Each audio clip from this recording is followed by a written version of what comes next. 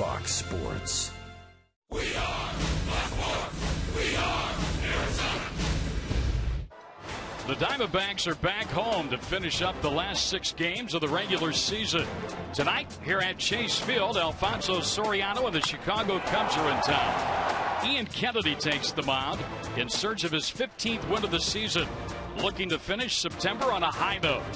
The D-backs face off against a Cubs team trying to avoid a 100-loss season, and then finish up the homestand with NL West rival Colorado. Game 1 of 6 starts next on Fox Sports Arizona.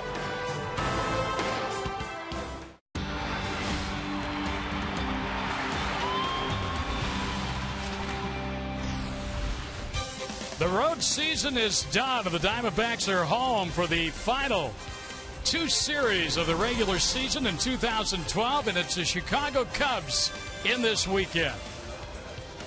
Hello again, everybody. Greg Schulte along with Luis Gonzalez. It's the final 6 here at home. Cubs are in this weekend, then the Rockies, and I think one thing the Diamondbacks are really striving for, Gonzo, get as far over 500 as they possibly can finish. Yeah, they want to go out and have a strong finish here at the end, although it's disappointing knowing what the Cardinals are doing today, but they're just going to go out and play hard, and some of these young kids are still auditioning for next season. This week's matchups, as far as what's on store, 3 with the Cubs tonight through Sunday. Don't forget Sunday day game. And then that Rocky series Wednesday, the finale of the final game of the season. It's a 4:10 start. So a 4:10 start to wrap up the regular season. Paul Goldschmidt's been swinging a hot bat all season for the D-backs. Not in the lineup tonight. A little bit of a back injury. He has been scratched. Mike Jacobs in the lineup for him. He's put up some pretty lofty numbers. Well, what an incredible season for him. 289, 19 homers, 18 stolen bases in his first full season. Just think about where those numbers would have been if he didn't start out as slow as he did in the first month and a half of the season.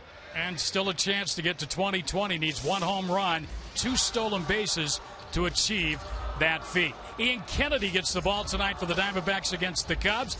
A no decision last time out, but he's 2-0 in September. Yeah, Ian's pitching a lot better now. His ball's got a lot of sink on it, and he's pitching with a lot of swings and misses. So it's good to see him finish strong this season. Of course, the one guy he's got to contain in that Chicago lineup, their big bopper, Alfonso Soriano.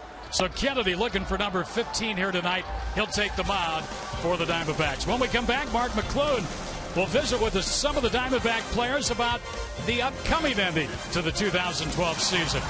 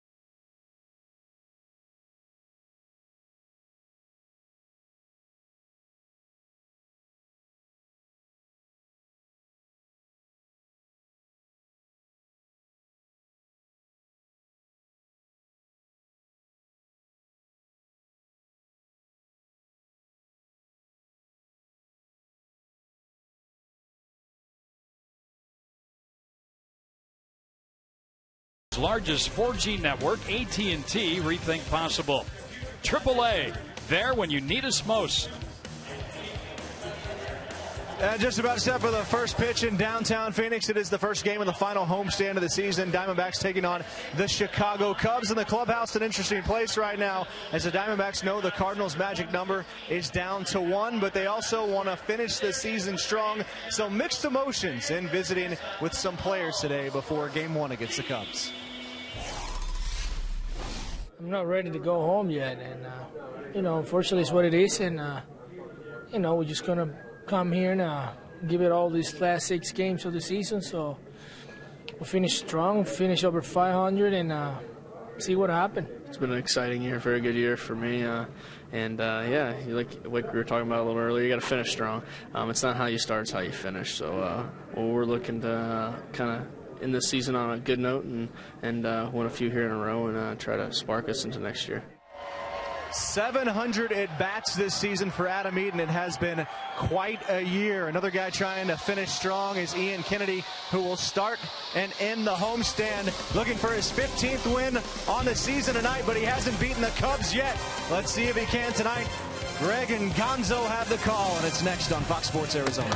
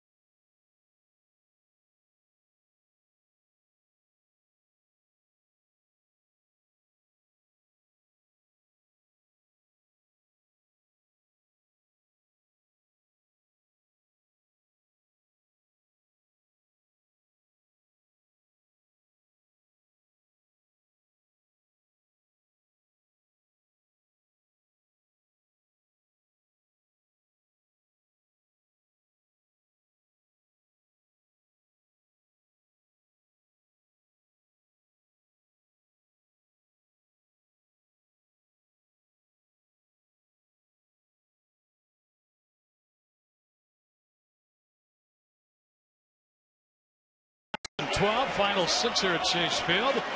Diamondbacks take the field. Ian Kennedy will try and win number 15 here tonight. That is Dale Swain. You see his record. Let's take a look at the lineup he's got out there against Ian tonight. DeJesus, Sapelt, Rizzo, Soriano, the big cleanup hitter, Castro, Valbuena, Castillo, Barney, and not Kerry Wood, that's Travis Wood on the mound doing the pitching and batting ninth. Our Arizona Ford look at starting pitcher Ian Kennedy. Last time out, Gonzo, he got a no decision. Diamondbacks rally, got a win in Denver, but he'd like to win this one and then win the final and win 16 on the year. Yeah, he really would. I mean, he's been the guy this year that everybody could tell you. I think they were a little disappointed the way it started out for him, but he's really picked it up here after the All-Star break, and he's hoping to have a couple good starts here to finish out the year. And he's undefeated in his last 5 starts, going 3-0 with a 2.70 ERA. David DeJesus, center fielder, will lead it off. Roof is open here tonight. Panels are closed, but a beautiful night for baseball under the stars in downtown Phoenix. DeJesus, Sapelt, and Rizzo, and we're underway, and it's ball one. 98 degrees outdoors as they open the roof, and 75 very comfortable degrees inside. DeJesus numbers on the season. And that's a strike call. Mike Estabrook's the home plate umpire tonight. The Cubs are trying to stay away from 100 losses. They've lost 97 times. They have 6 games remaining, 3 with the Diamondbacks, 3 with the Astros. Way outside from Ian. Well, and that's tough when you're a player and you're hoping to, you're not playing to get wins. You're just playing not to lose 100 games. Makes it for a tough season for a lot of these young Cubs players. Cubs haven't lost 100 since, well, been a long time. 1966. 3-1 count.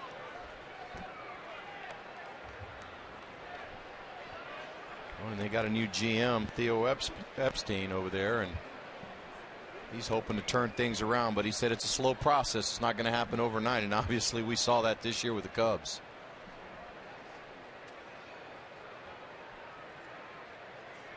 That's fouled out of play. And the count is 3-2. Diamondbacks' first season in 1998 under manager Buck Showalter. His battle cry over the last month of the season: don't lose 100. And they didn't. Stayed away from that, but they won 100 the next year. Here's the full count pitch, and it's low and inside, and a leadoff walk to start the night. Well, and if you look at DeJesus, he's third in the National League with a .359 on base percentage, so he's doing his job getting on base. So the leadoff man is on, and there's Dave Sapelt. He came over from the Reds along with tonight's starter Travis Wood in the Sean Marshall deal. He's played in only 22 games. DeJesus can run. He's stolen 7 bases this year. And a strike is called. Diamondbacks had a late scratch in Paul Goldschmidt tonight. And I mean, right before we came on air, Mike Jacobs inserted at first base. And very quickly 0-2 on this hitter. And if you're not a big baseball fan and you're just a novice guy knowing a couple players, the only guys you're really going to recognize is the guys hitting 3, 4, and 5 in the batting order: Soriano, Castro, and Rizzo. Yeah, there's not a lot of name on this Cub team. That 96 team, or 66 team, 1966 team that lost 100. There's the ball low and in. They had guys like Ron Santo and Billy Williams and Ernie Banks, Fergie Jenkins, just to name a few. So they had some talent. That team lost 103 that year. A lot of Hall of Famers in there. We're just underway here. Second batter of the ball game. And a fly ball to left, right at AJ Pollock, who makes the catch, gets it back in, and there's one away. Pollock didn't really have to move. Get right at him. Yeah, nice positioning by AJ Pollock. He knew exactly where to play and where the balls hit right at him. Baseman number 44, Anthony Rizzo. I'm assuming a lot of these young kids are going to get a little more playing time after today. Here's Rizzo, who is hitting .290 with 15 homers and 47 runs batted in since his call up.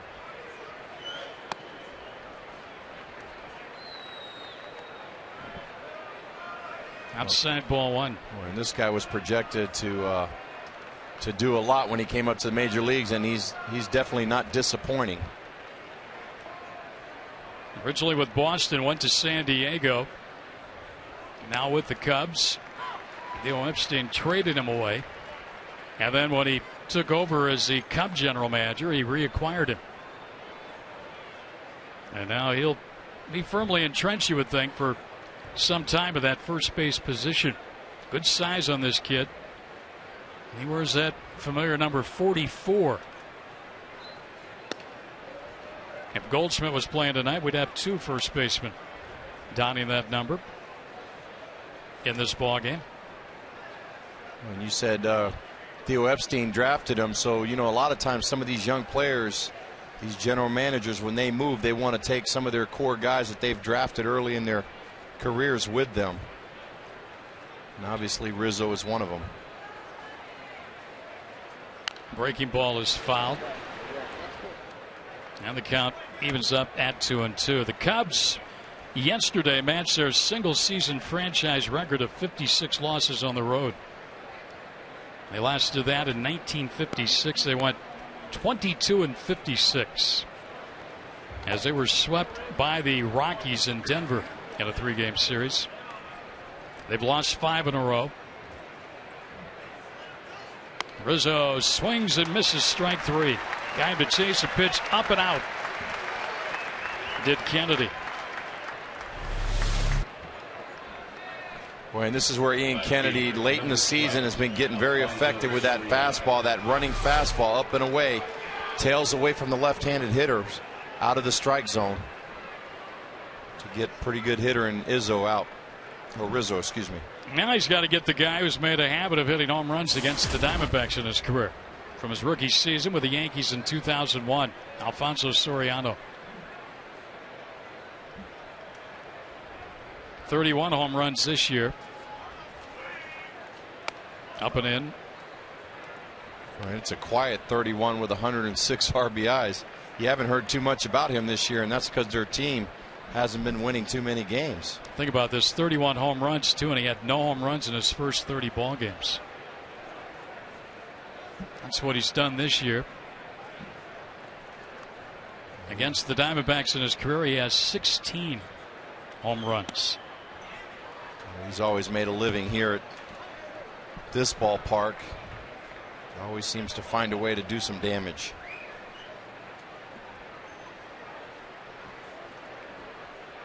He had the classic home run against Curt Schilling in Game 7 of the World Series too. Didn't really mean no much, didn't it? Well, it put a scare in everybody because it sure did. It definitely put him ahead to set up the 7th inning the 9th inning for the Diamondbacks to make the comeback. But I'll tell you what, this was a quiet ballpark when he hit that home run. Yeah, it was kind of a sick feeling with that ball left the bat. 2-1 count. Kennedy walked DeJesus to start the inning. He's retired the next 2. And that one's low into the dirt. When you say low in the dirt, that's his hitting zone right there. This guy's a bad ball hitter. He can hit balls down off the ground, up in the, up above the strike zone. He really doesn't have a weakness. He likes, if he sees it, he hits it.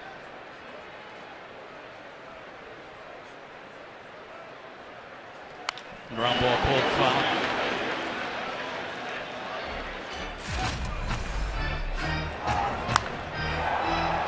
Look at the injury action on that, July 13th. And then with the rain, didn't matter. That one left 2. It was right after the All-Star break.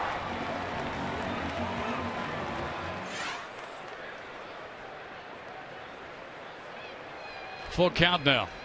Runner at DeJesus will go.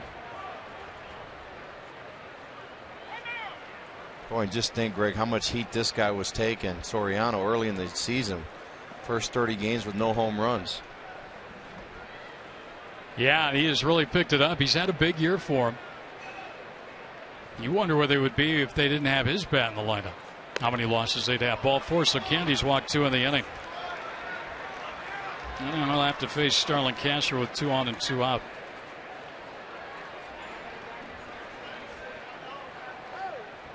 Shortstop number 13, Starlin Castro. Kennedy more balls than strikes this inning, which is unusual for him. So early command issues for Ian. Normally doesn't walk many. Every once in a while I have a ball game where he might walk 4 or so, but Not very often. He's walked 2 here on the first tonight. This is our up-and-coming star, Starlin Castro. And a ground ball down to third by Ransom. McDonald won't throw anywhere. Couldn't have gotten Castro, so he holds it. That infield hit will load the bases in the first inning. Boy, a nice play by Johnny Mack, realizing that there's no chance in getting Castro at first base, so he just holds on to the ball. Tries to bluff a throw. Johnny Mack, nice try there. And that fake throw is to see if he can draw somebody making a big turn around one of the bases. Well, the bottom line for Kennedy, it's been a rough inning, but he's still got a chance to get out of it if he can retire the left-handed hitting third baseman, Luis Valbuena, the number 6 hitter in the order. The Cubs don't do a lot of scoring in the first inning. In fact, they're dead last in the National League with only 66 runs scored. Kennedy gets a strike. Valbuena has played with Seattle and Cleveland before coming to the Cubs.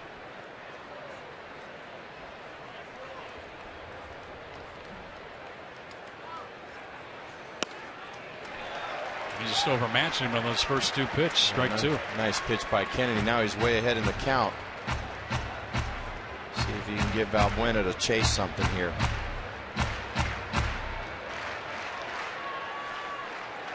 One grand slam, excuse me. None this year, but he has 2 hits and 5 at bats.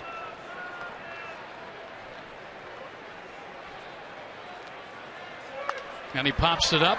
Yeah. Nieves back, but has he got to play? Nope, out of his reach. Just over the screen. And it stays 0-2. Well, I tell you, once that ball bounces in the stands, these fans kill themselves trying to get to it.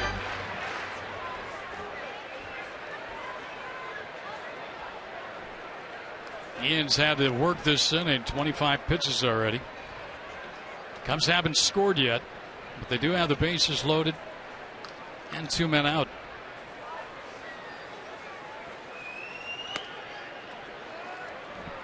Will Nieves catching Kennedy tonight. Montero getting the evening off.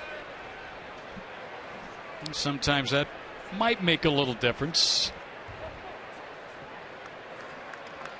Boy, Miggy getting a rare night off.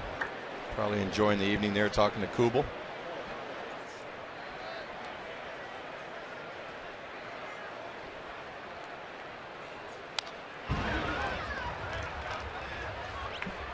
Getting closer to that 30 pitch mark. And the pitcher doesn't want that first inning out. That means he's really got to be short with pitches over the next few innings, even to qualify for a win. Get through 5. You got to pitch to a lot of contact. Make sure those guys put the ball in play early in the counts. Struck him out, changed up on him. Valbuena swings and misses. 2 strikeouts in the inning. Cubs leave him loaded. D-backs come to bat.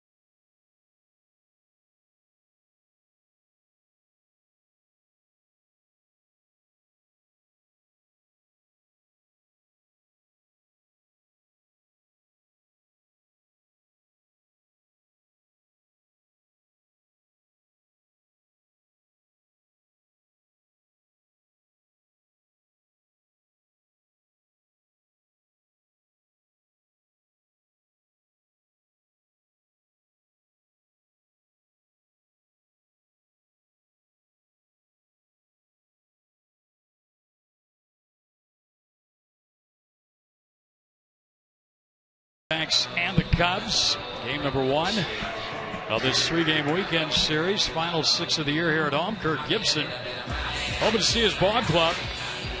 Well, he'd love to see him go 6-0 and finish the season 6 above 500. Let's take a look at his Mazda starting lineup tonight. Eaton, Pollock, and Hill, Upton, Ransom, Nieves, Jacobs, McDonald, and Kennedy. It's changed around a bit. Goldschmidt was in the original lineup, but was scratched very late, right before game time, with a sore back. So Mike Jacobs is at first base. And in the lineup hitting 7th, Travis Wood is the Cubs pitcher, and he delivers ball 1 to Adam Eaton. Well, you take a look at that lineup, and it's not exactly where you wanted to be in September with Travis Wood. A lot of cutters from this guy. 6-12 record. Throws a strike to Eaton. Came over from Cincinnati. It's part of the Sean Marshall deal.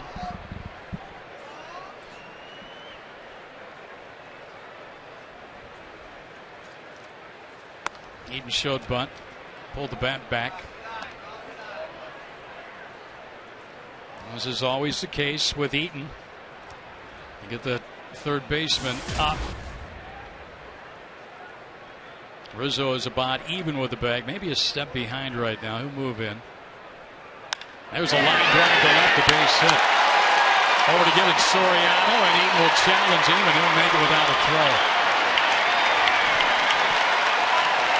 That's what he hopes to do a lot of, Gonzo, with that third baseman pulled in.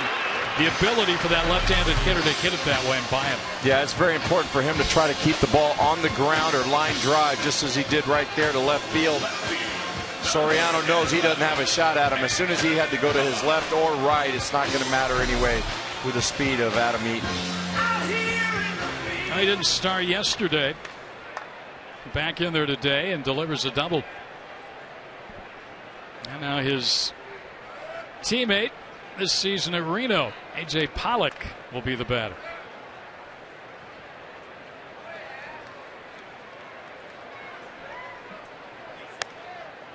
Takes the ball inside. Pollock, third stint with the D-backs this year. Home runs, 6 runs batted in. He started yesterday's ball game out well with a triple San Francisco, but the Diamondbacks couldn't score him in the first inning. We got a couple guys at the top of the order now with some speed. Diamondbacks not showing bunt. They don't offer a lot of sacrifice bunts from non-pitchers. Parr, in fact, has the most as a non-pitcher, 5. 3 for Ransom, but none with Arizona. He had all 3 of those with Milwaukee. Ground ball hit foul past first base. Of course, Diamondback number 2 hitter most of the year has been Aaron Hill. He's a guy you don't want bunting. Number 2 spot. That's changed a lot over the game, over the years. You get that speed guy on, bunt him over, then he'd steal third, and you'd get him in. When you look at tonight's lineup, the only guys who really from the opening day lineup, Hill, Upton, and Kennedy, who was the opening day starter. That's why they say it's a long season. Well, this is definitely not where the Diamondbacks thought they were going to be this late into the season. And you know, obviously they look up at the scoreboard and see what St. Louis is doing. They've already kind of written off this season, knowing that after St. Louis, if they win this game, they're going to be eliminated. Yeah, 1 game to eliminate the Diamondbacks. Another foul by Pollock.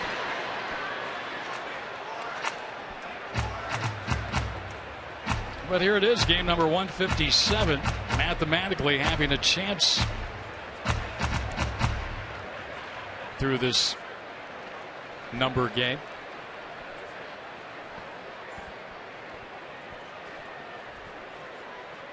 You keep running them out there and keep playing hard. There's a shot. That's a base hit. That'll easily score Eaton. Pollock on his way to second base. He'll make it in there. Now the Diamondbacks are up 1-0. A back-to-back doubles to start tonight. Eaton and Pollock. He just kept pitching him that way, and he just kept taking the ball that way. Foul, but that one he got right where he wanted it. Boy, what a nice job staying on top of that fastball over the outer half of the plate. Line drive into right center field. First two guys up, two nice doubles. Both of them line drives. Good to see from the young players on the D-backs. And now Aaron Hill will be the batter.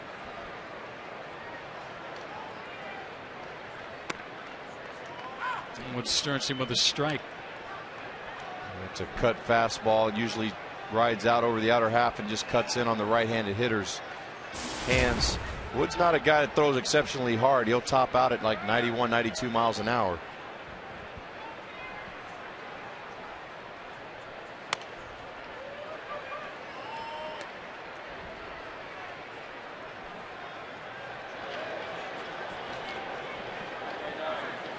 He's already scored. He doubled to start this first inning, and Pollock drove him in.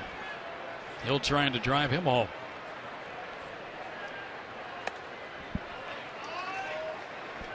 So we talk now for these young players. We used to call this a salary drive. This is their last 6 games. They're going to go out there and play hard and try to improve on their numbers. 2 on the count.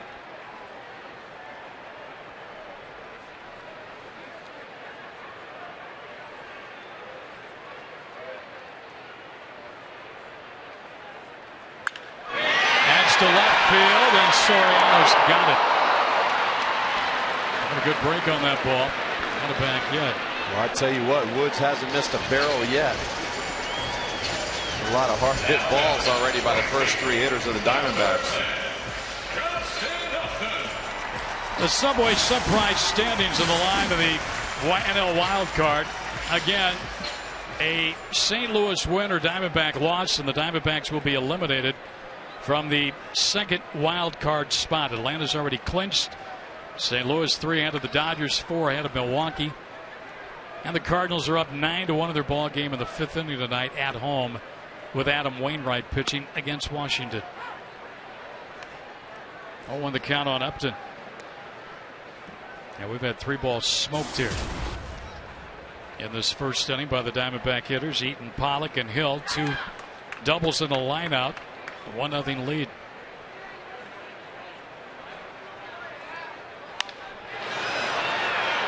Suppelled in right center. Has it. Pollock tags. The throw over to third is way off line, but Pollock has to stay at second. 2 down in the inning. Well, I think you just saw an indication of why the Cubs lose so many games. A routine fly ball to right field. He comes up throwing and wide right from third base. And you see the catch, and he just airmails it to the right side. Been a long season for that man, Dale Swain.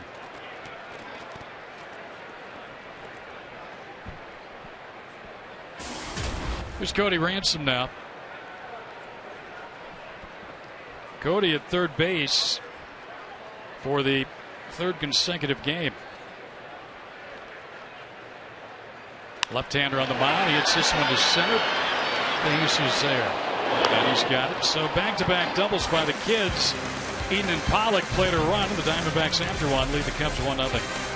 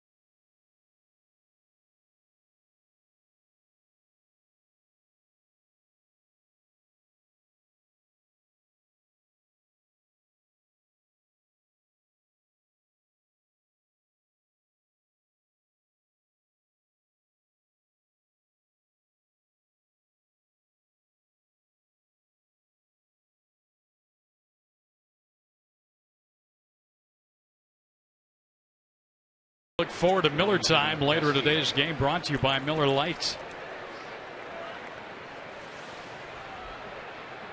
1-0. Ian Kennedy has a lead now.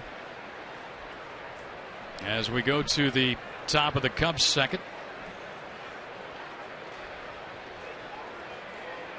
And the batter will be Wellington Castillo, the Cubs catcher. Strike. Well, I tell you, the Cubs, the first inning made a lot of noise, weren't able to score. The Diamondbacks, their first two leaders, leadoff hitter and the second hitter, back-to-back doubles. Big swing and a miss, strike two.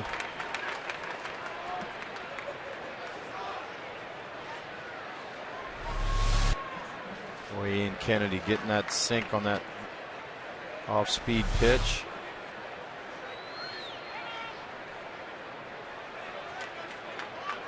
Castillo was recalled on July 31st from AAA. He's at 311, 39 games. Swung and a miss. He strikes out here. Kennedy's struck out 3.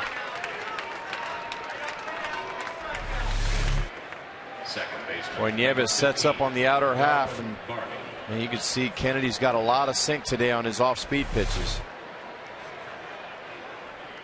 Darwin Barney, the batter. He is being touted as a Gold Glove candidate by the Cubs.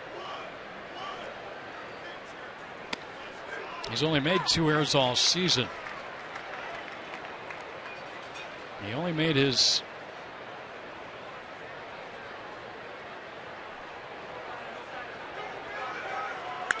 ground ball hit to second right at Aaron Hill, throws the first for the out.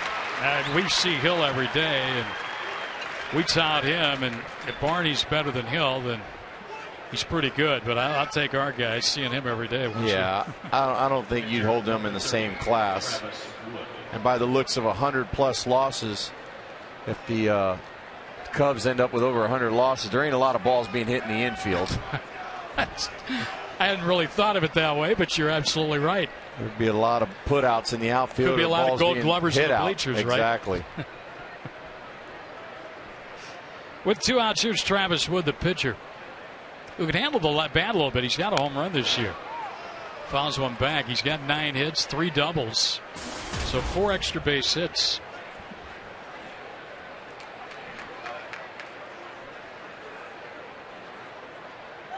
Paul Mahalem, the that time Cubs pitcher, hit a home run off Ian Kennedy here.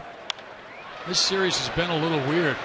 Well, maybe not, in the sense that the Diamondbacks did lose at 3 at Chicago, which the Diamondbacks weren't expecting to start after the All-Star break, and the Diamondbacks won the series here earlier in the season. So they're meeting for the 7th, 8th, and 9th times on the season.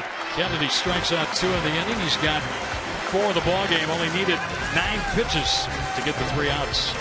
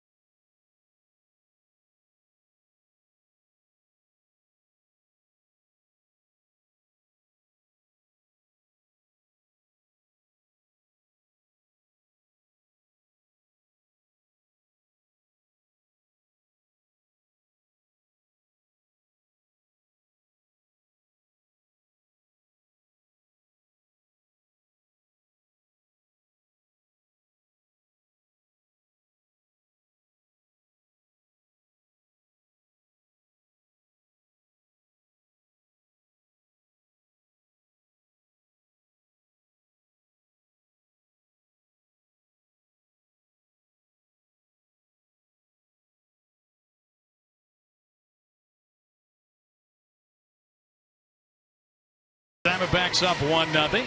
Always good times out at the RamTrucks.tv pool. How many games remaining? Got a nice crowd out there tonight. Seem to be enjoying things. Nice evening. Rooftop open. You can't beat it. Boy, this ballpark when the roof's open is so delightful. Very pleasant evening. And right now things going the Diamondbacks' way. It's very early, only the bottom of the second inning, but a 1-0 lead. And Kennedy, after loading the bases in the first inning, getting out of that at a 9-pitch second inning. I'm guessing they're together, or sort of. It's a divided household.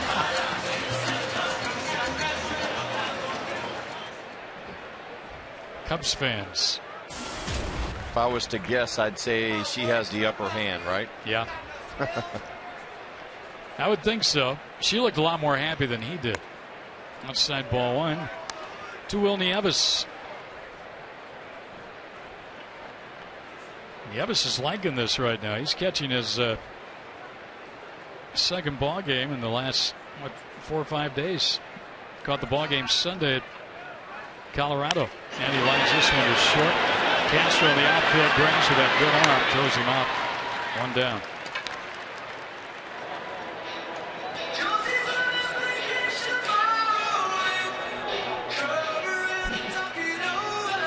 Mike Jacobs comes to the plate.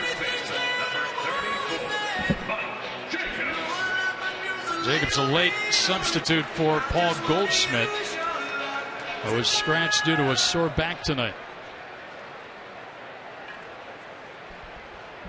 So might be get treatment in the clubhouse. Jacobs only 7 at bats with the Diamondbacks.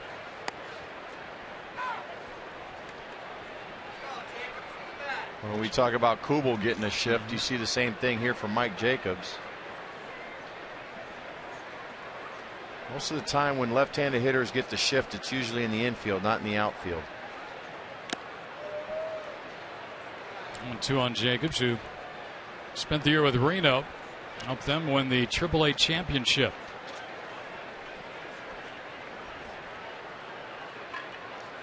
Hit .279, 18 home runs, 60 runs batted in 101 games for the Aces. And he fouls that one back.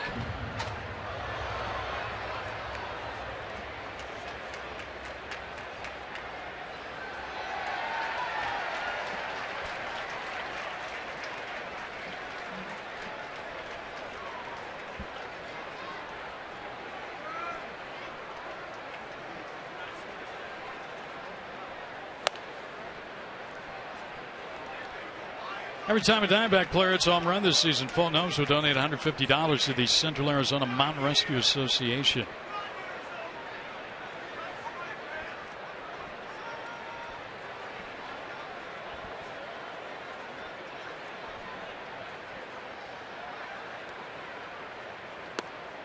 Strike 3 call. And Mike Escobar got a good long look at it and called it a strike. First strikeout for Wood. Boy, this is a tough breaking ball. It starts behind the left-handed hitter, kind of locks Jacobs up and right down the middle. It's a tough draw for him because he wasn't expected to play. All of a sudden, he gets thrown in there against a tough left-hander. Bet he's not real happy with Goldie right now. Sitting the day's game out. I bet you Goldie's not real happy about it. Yeah, that's a good point. Here's John McDonald.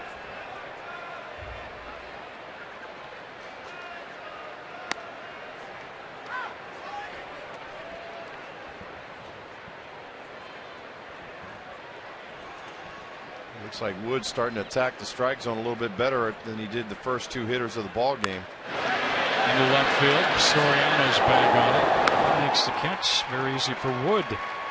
In the second inning, 1-2-3 go the D-backs. Still 1-0.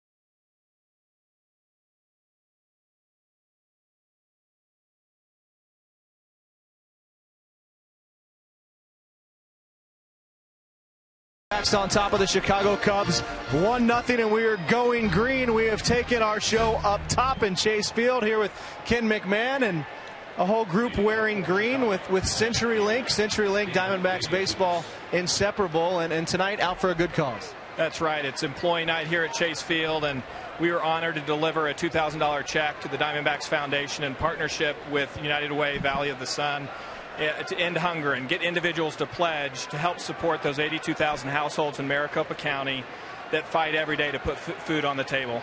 And the pledges continue to roll in, and you'd like them to continue rolling in tonight, right? In fact, you can actually pledge here at the stadium, or you can go to vsuw.org/pledge.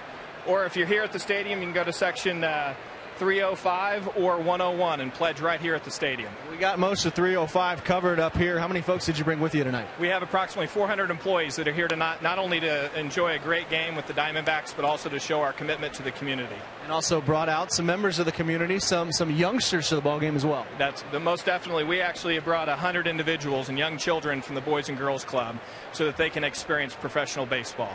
Certainly, and quite an experience up here. Do you feel like somebody's watching you up here? Is this, as Gibby is always watching. Gibby is always watching and trying to get his team to finish strong, especially up here with the masks. I'm going to bring one of these to the booth in a little bit if you want. All right, guys. Thanks, Mark. Big crowd up there. A lot of green. And Eaton takes care of DeJesus to start the third inning. A line drive to center field. There's Dave Suppelt, the right fielder. He flied to left first time up. Well, it looks like you can really tell Eaton had a nice jump on that ball. He really feels comfortable playing here at Chase Field already. Strike two. Ian, after struggling in that first inning where he threw close to 30 pitches, has settled down here over the next four batters.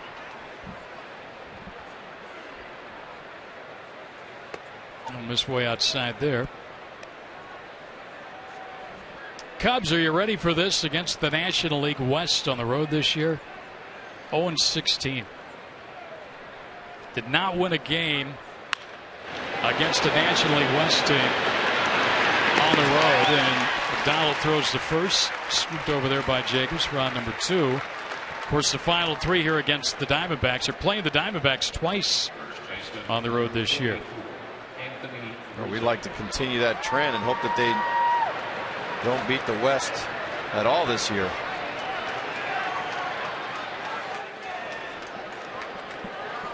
The worst record in a division on the road by a team prior to this year was by the 2002 Brewers, who went 1-14 against the National League East. So Cubs at 0-16 right now. The Diamondbacks are open to make it 0-19 before they leave town here.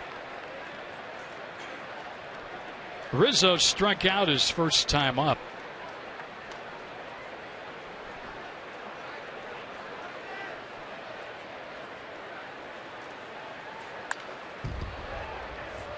When you talk about Rizzo being a power hitter in this league, he's got 15 home runs here already in the major leagues. He has combined 38 homers between Iowa and the Cubs and 109 RBIs only in 152 games. So he's really gone out there and done some damage against a lot of pitchers this year. He's got some big size on him. He hits a fly ball here into right field for Upton. Sennett's under it. That's it. 1, 2, 3. Go the Cubs. Look at that. She got a big Gibby.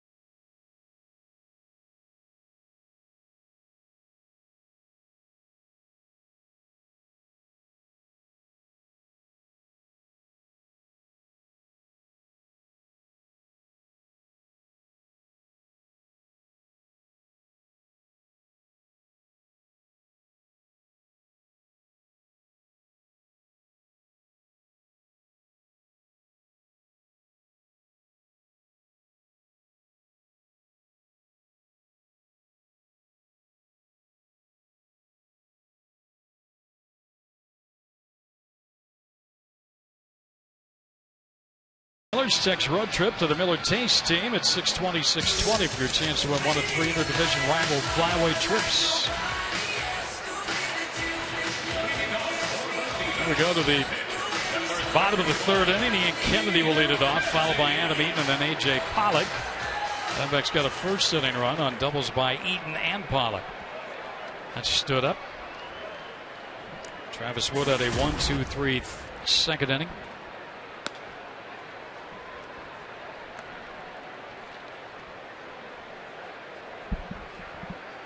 Here's another divided household.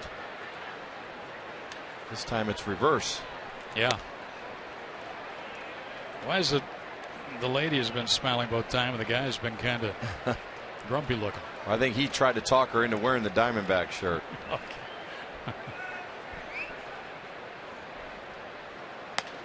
3-0 on Ian. Now, if Ian gets a walk, that's not unusual.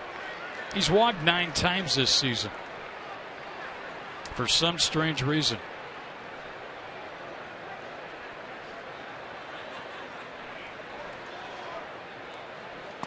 Strike.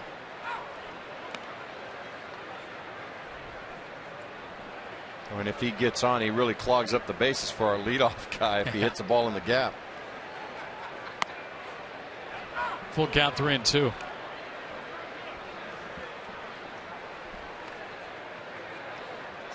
Take a look at our high-speed pitch brought to you by CenturyLink.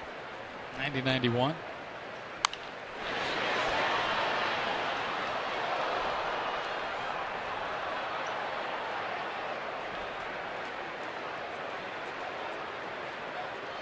Two strikes. Ian looking for something around the plate to take a pass at, and he did there.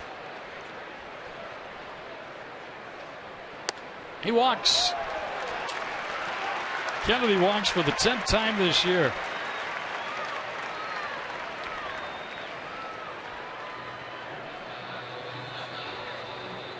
First walk given up by Wood. When you talk about all the frustrations the Cubs have had all year, walking the pitcher to lead off an inning. Again, another indicator why their record is what it is. Top of the order now on Eaton, who doubled to left field first time up.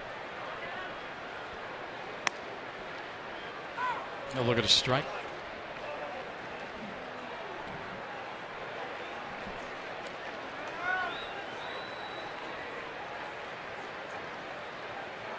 That third baseman Valbuena is really in there.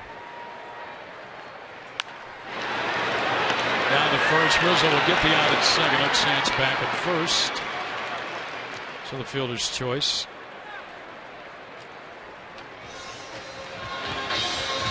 Our Nissan textbook question. Will the Cubs reach 100 in this series? Again, they've lost 97. This is a 3-game series. Will the Diamondbacks sweep the Cubbies? A yes, B no.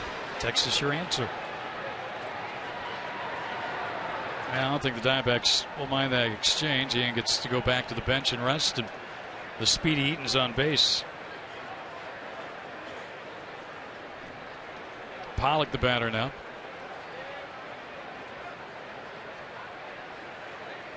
And he bunts. They won't get him with it. Got him at first. Wow. Pollock didn't think so, either did Eric Young. Larry Vanover made the out call.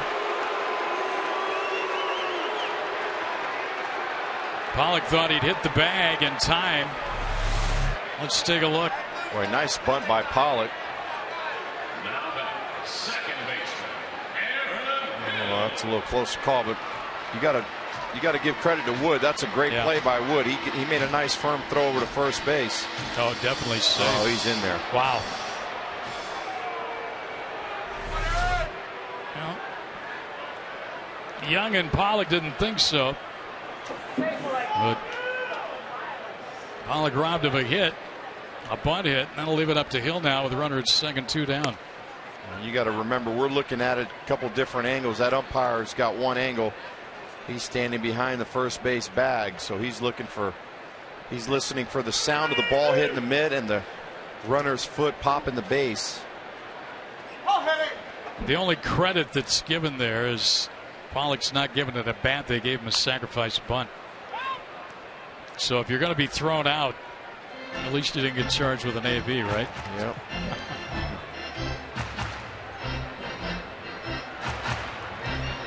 That was a good bunt.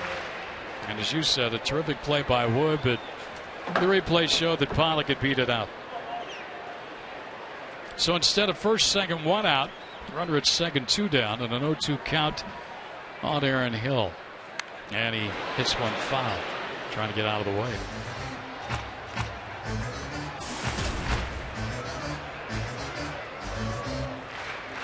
Baltimore won tonight. The Yankees are way up in their ball game in the 9th inning to Toronto. AL East, Yankees led by a game going into play tonight.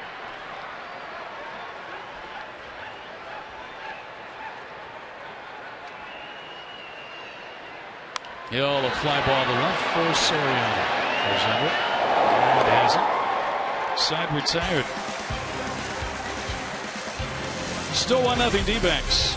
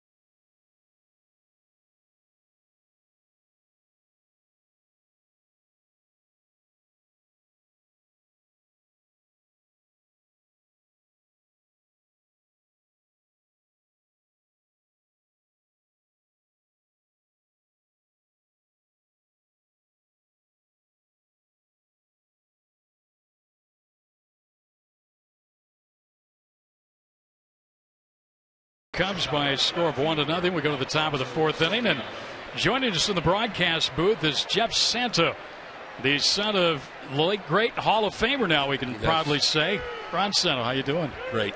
Good to be here. That had to be a proud moment at Cooperstown this year. It was a long time coming. Too bad my father wasn't there, though. You know, but it's great that he's in now. No doubt about that. Jeff is here. We're going to talk about the Junior Diabetes Research Foundation.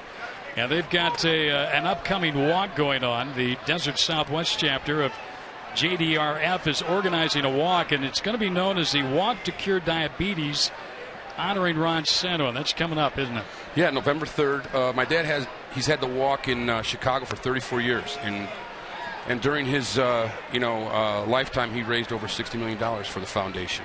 So we're very proud that it's now going to be here in Arizona too. It's going to be November 3rd at the Tempe Town Lakes, and also in Tucson on October 27th.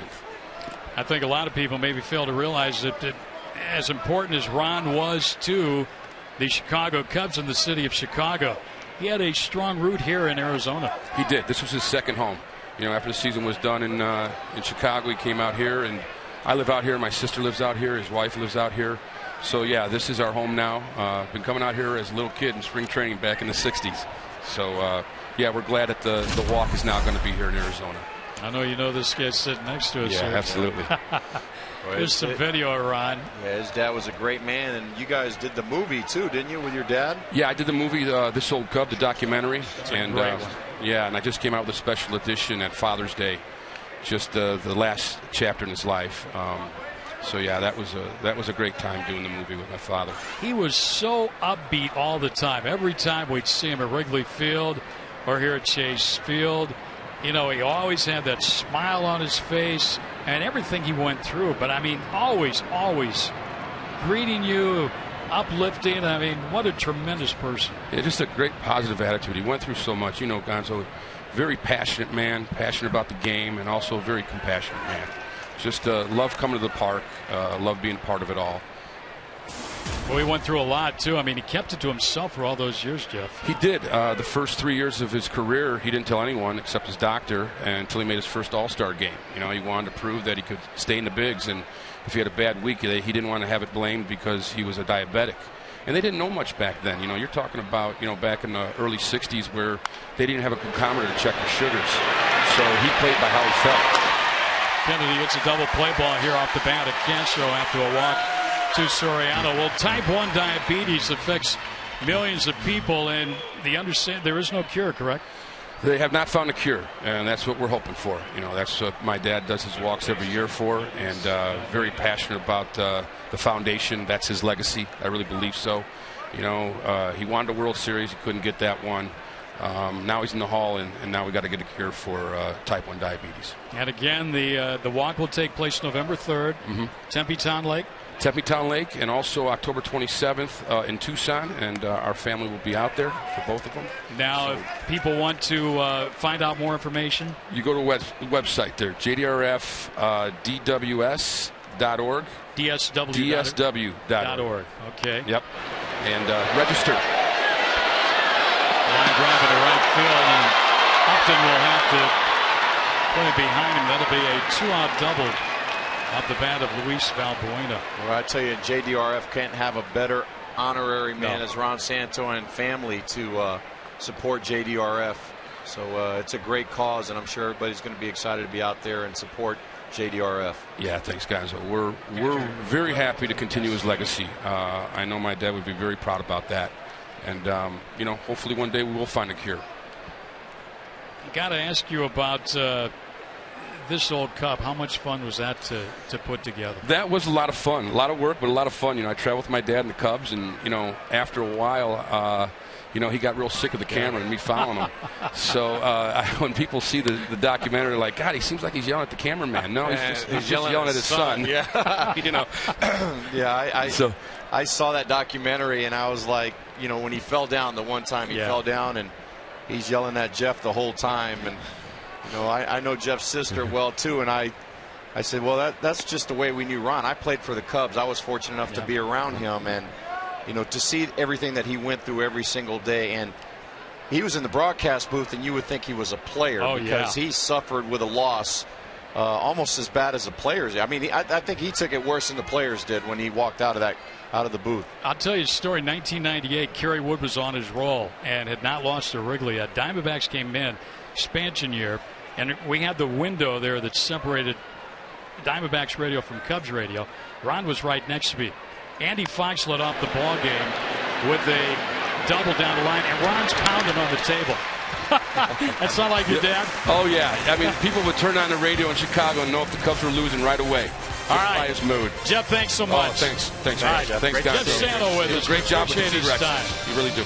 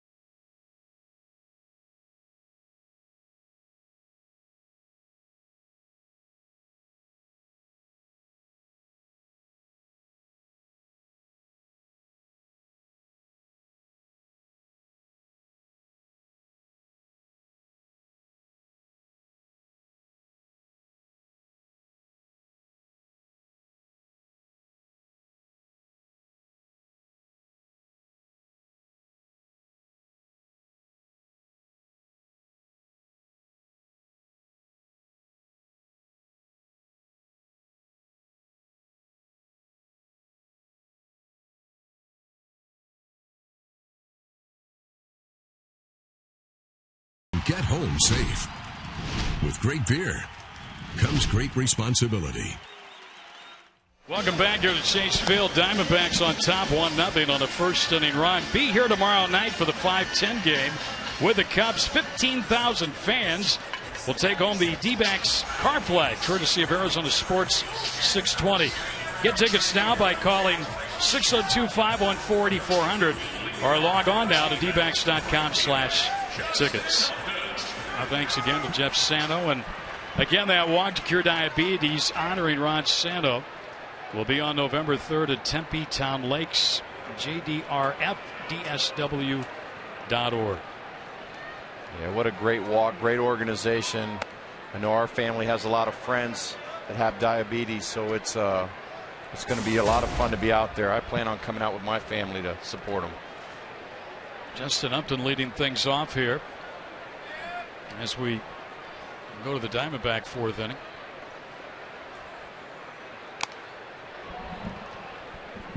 Upton will swing and foul one ball, 1 strike into the catcher's mitt. Boy, it's hard when you play the Cubs and not think about Billy Williams, Ernie Banks, Ron Santo, all those great players that played there. And to think they couldn't win a World Series with that. Yep. All those good players. Yep. And that movie we were talking about, This Old Cub, you can probably pick that up at sanofilms.com. There you go. Not probably, you can. Oh, you can, yep. It's a great documentary if you ever want to know anything about Ron Santo. Upton pops this one up for the second baseman, Barney. 1 out. Well, again, there's no denying Ron Santo had a true love for the Cubs, but he had a true love for baseball. Anytime the Diamondbacks score 6 or more, Taco Bell gives away 3 free tacos with the purchase of a large drink between 4 and 6 p.m. the following day at participating locations.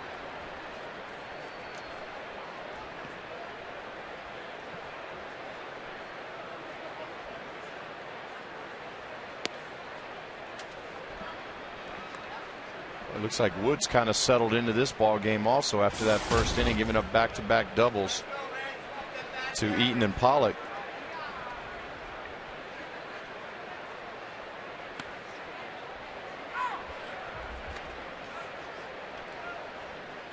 Ransom fly to center his first time up. Most doubles in the National League. Arizona Diamondbacks 300 with the 2 to Nate. There's a drive way back and way gone. Cody Ransom. 2-0.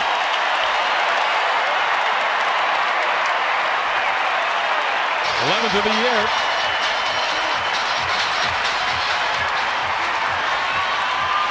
And his 5th with Arizona.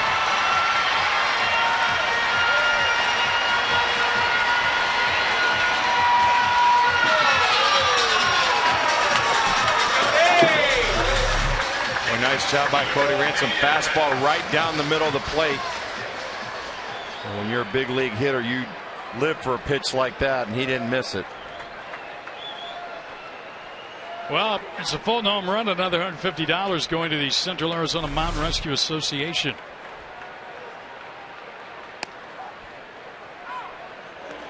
So the lead doubles 2-0. And this is Nieves, grounded to short first time up.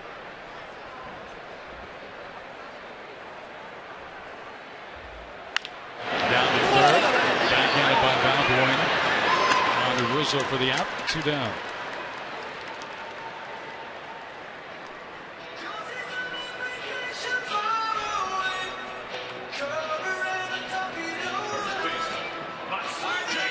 Mike Jacobs.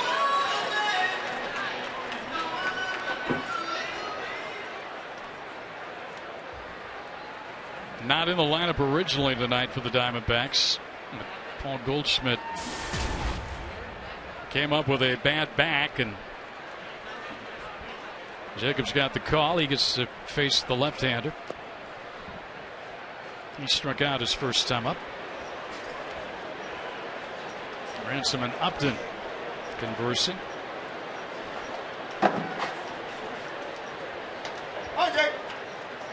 That dugout is a crowded place these days. There's not a lot of room in there, especially with the September call-ups. Have a railing spot. You normally don't see guys sitting back up on the seats. Well, those benches up front, up by the rails, those are big ticket items. You see Montero was a little late. He couldn't get a spot.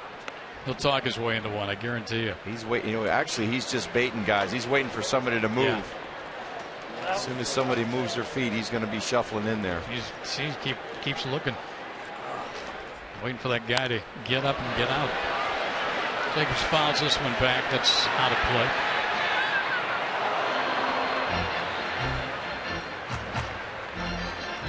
play. Two count. Surprised he didn't pull the veteran rank on him and have somebody move. He looks really relaxed today.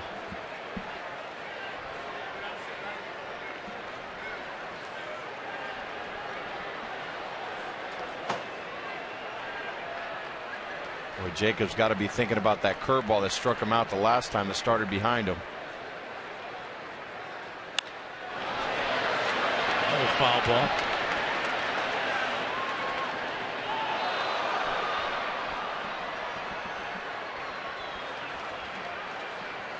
I mentioned Jacobs played 101 games for Reno, and he brought a veteran leadership to that ball club. That there were a lot of kids playing on that team, and he kind of showed the way. There's a long fly ball, deep right field. If it stays fair, it's gone. Foul ball, says Larry Vanover. Jacobs was moving around first, thinking it had stayed fair. But Vanover called it foul. Well, I'm telling you, he was sitting on that curveball that got him the last time up. They don't forget about that. He was looking for it. He finally got it. This one was a hanger.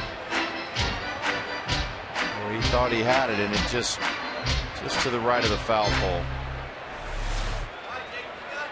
Well, he's hit 100 major league home runs, so that wouldn't have been his first in the big leagues. Been around with a few teams, but it would have been his first as a Diamondback. He'd like to have gotten that. He did not go, or did he? No, he checked his swing. Cubs have got the shift on, and three guys on the right side of the infield were all heading to the dugout. I'm going to tell you what Wood did. He knows Jacobs is cheating for that breaking ball, so he just took a little bit off of it out on the outer half. See if he can get him to chase.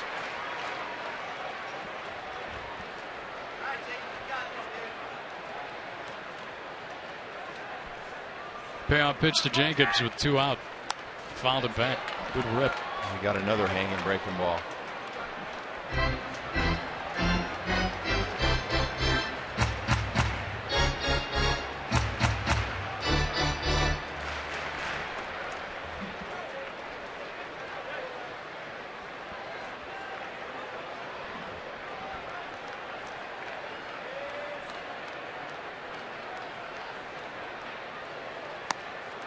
Ball 4, he wanted to. Yeah, that was a good pitch. Wood wanted that call. He did, didn't he? He didn't get it. Jacob draws a walk. He came with a hard slider on the inner half, just off the inside part of the plate.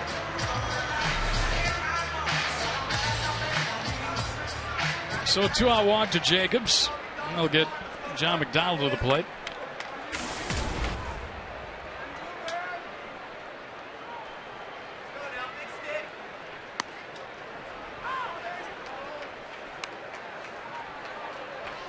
Johnny Mack fly to left first time up.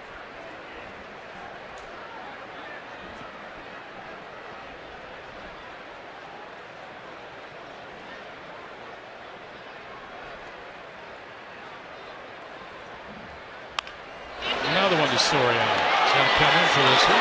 He's got it. And that's it. Home run by Ransom. Doubles the Diamondbacks lead. We'll head to the 5th now, 2-0.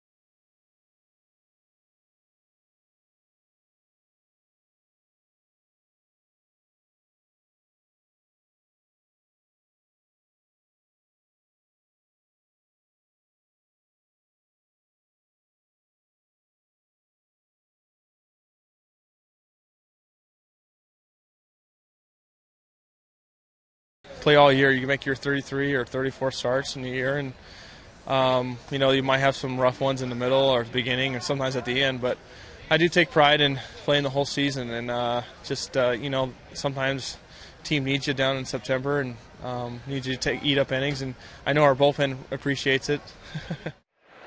That's our quote of the game, brought to you by Geico from Ian Kennedy. And he's out there tonight with a 2-0 lead as he goes to work into the 5th inning against the Cubs and Darwin Barney, number 8 hitter, the second baseman. Ian, after that first inning, has really settled in. Barney fouls it away.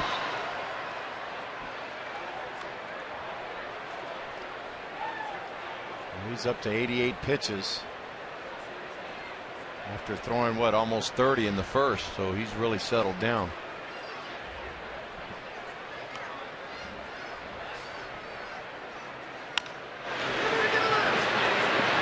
Hill's got it. Throws to Jacobs for the out. And that ball was originally hit. Jacobs broke maybe a step or two toward it. And I don't know if he just remembered where Hill was or Hill was yelling. But he then wisely broke for the bag, and Hill made the easy play. You don't want to get caught in no man's land there and force Kennedy to get over. Barney runs pretty well. Yeah, and if that would have been the case, I think Barney would have had an infield single. Yeah.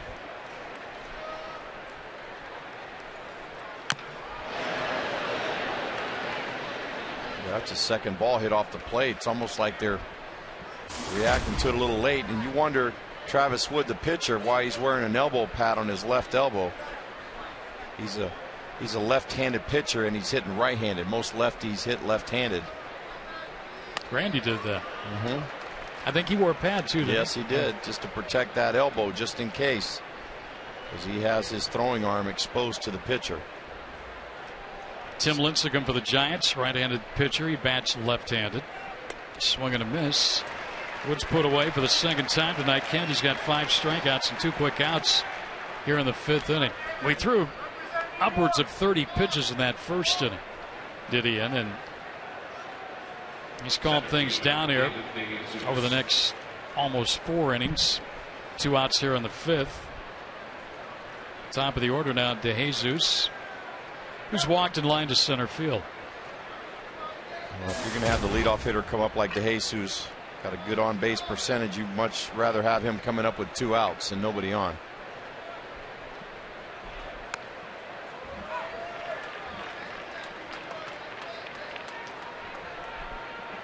Kennedy with that double play ball he got in the 4th inning has allowed only 1 over the minimum since the first inning.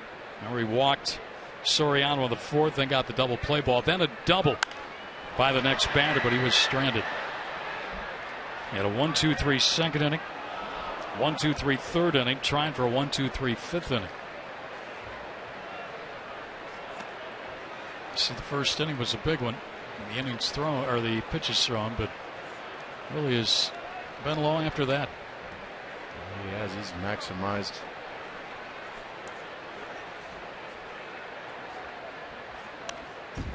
Foul back. DeJesus is going to get over 500 at bats this year. First season with Chicago. He's been around with a few different ball clubs in his career, including Kansas City, Oakland.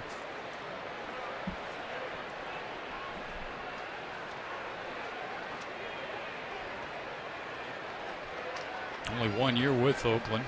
Last year when he had 240. The ball bounces up there. His best year was back in 2008 where he had 307 for the Royals. Drove in 73 runs that year.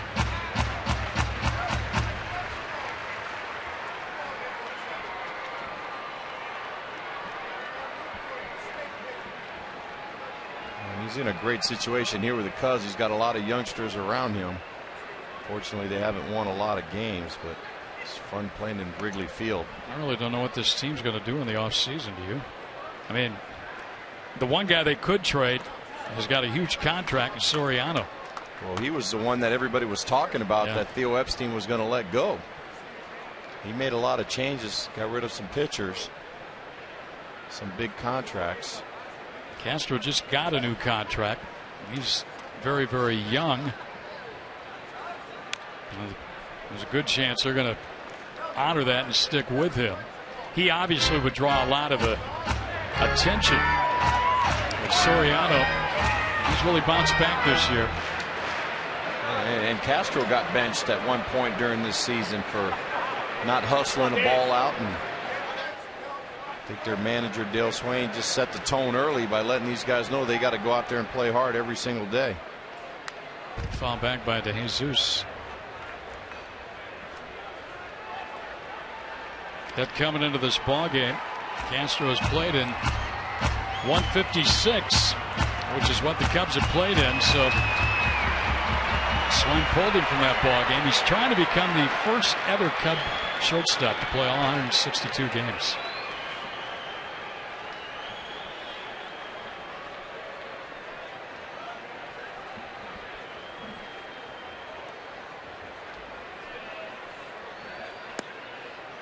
Miss low. Now the count's gone to the full spot, 3-2. 9th pitch coming up in this at bat.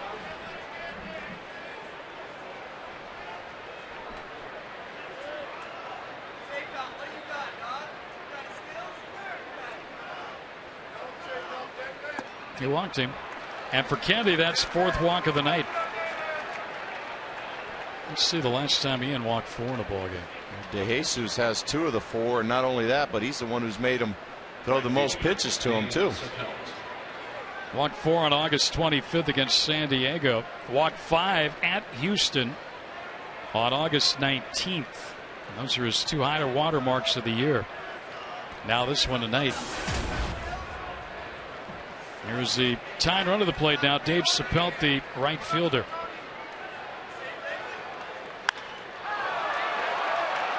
And did he just tie the game? Indeed he did.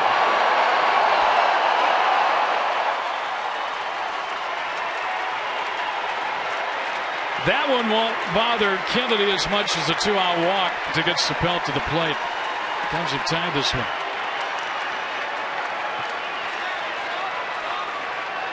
Only his 2nd of the year.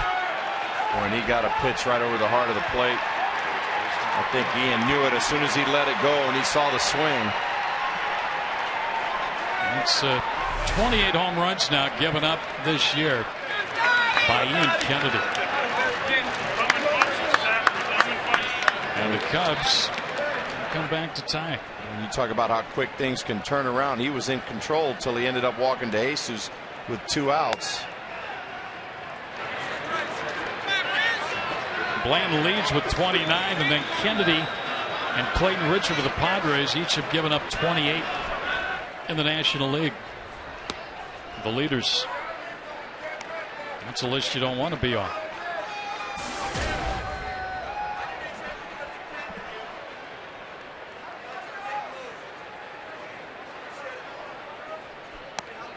He's just quietly mowing people down here. Got the first 2 outs of the inning.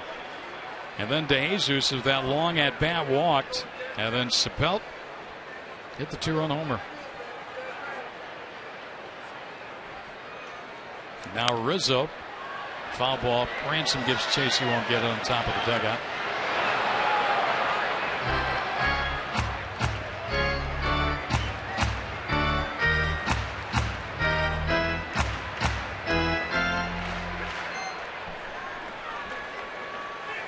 D-backs got to go to work, try to score some more runs now for Wood.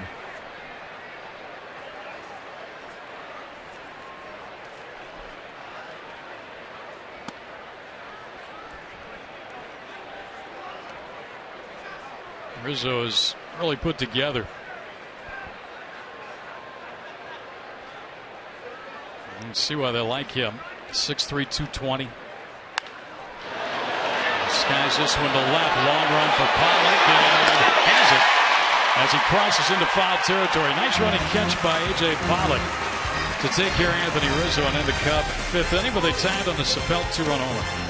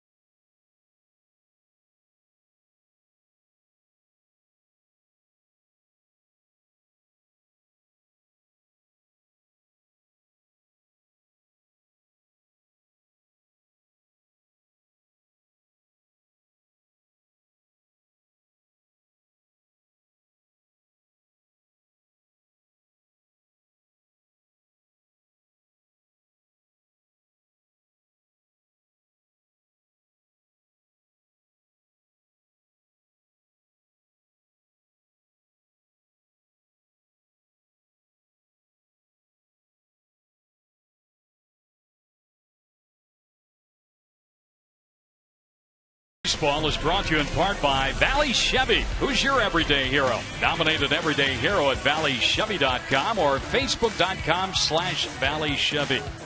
Arizona Lottery. You can't win if you don't play. Nice shot of downtown Phoenix.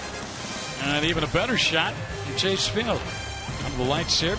Roof open. Cubs battle back to tie this ball game at 2. As we head to the bottom of the 5th inning, as Gonzo said, Diamondbacks have to get back to work against Travis Wood. And they've got Ian Kennedy to lead things off. Ian walked last time up.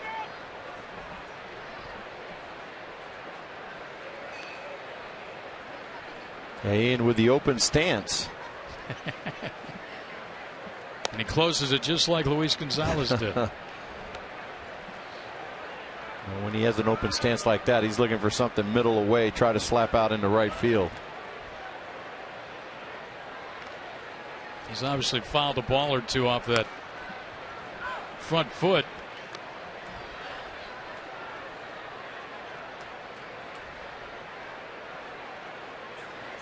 Boy, it's amazing now the equipment players have at their disposal to protect body parts or whatever, compared to the old days where they just had a uniform and sanitary socks and stirrups put on and had a baseball cap. You believe that? Ian Kennedy's walked twice again here tonight. That's 11 walks he's drawn this year. Time for AT&T Trivia. Gonzo is really good at these, folks. Yes, I am. Who was the last first baseman with 20 stolen bases in a season? There's Paul Goldschmidt getting close. He's got 18 with 2 yesterday.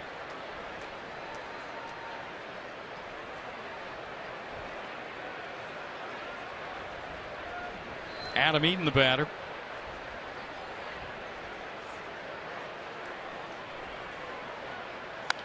Fouls it back.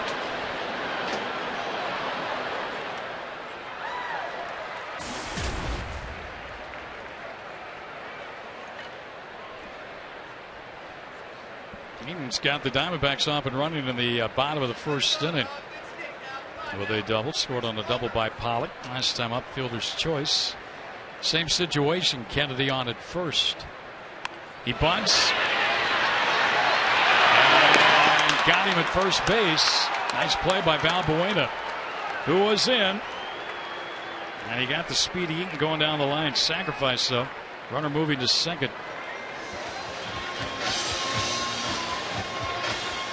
Our Chaz Roberts air conditioning cool play of the game. Boy, nice bunt, nice play over at third. Boy, Eaton hit that bag awkwardly too. Yeah, I keep seeing him pound his foot on that base every single time. That last lunge. Now Pollock, who's got a run batted in with a double, he pops this one up on the infield. Catch by Barney. Here's what you're talking about, Gonzo. The Eaton. Well, here he goes. He lunges out with that right.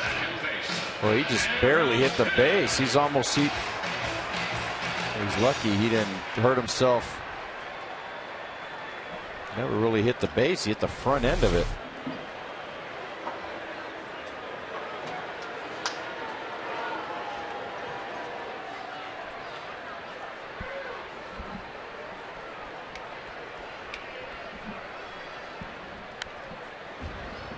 Foul back by Hill.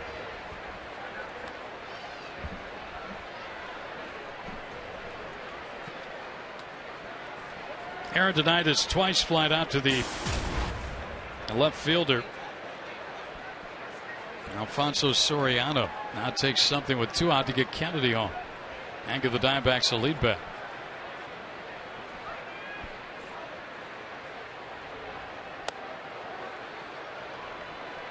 Both teams with 3 hits.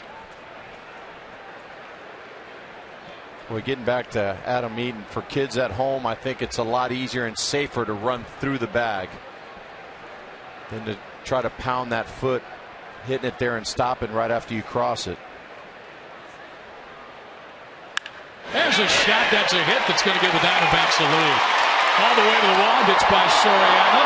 Hill's on his way to second base with his 41st double. And his 79th run batted in, scoring Kennedy. And giving the Diamondbacks the lead back 3-2. This team's a doubles machine, isn't it? They really are. You talk about the walks are going to hurt you. Hill hits that ball into left center field. Able to score the pitcher, Ian Kennedy. Well, the walk hurt Kennedy in the last inning with 2 out. And with 2 out here, the walk to the pitcher hurt Wood as Hill delivers the go-ahead run. And Aaron Hill continues to make his case for a Silver Slugger. I'd be disappointed if he didn't get it. Here's Upton now. Swing and a miss.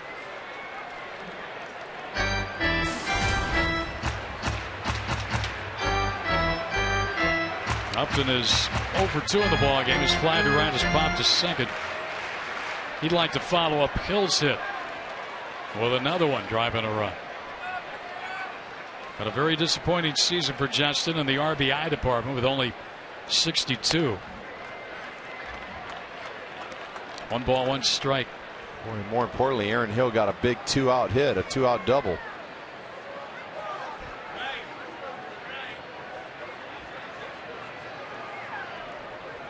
Upton this year only 43 extra base hits, 75 a year ago.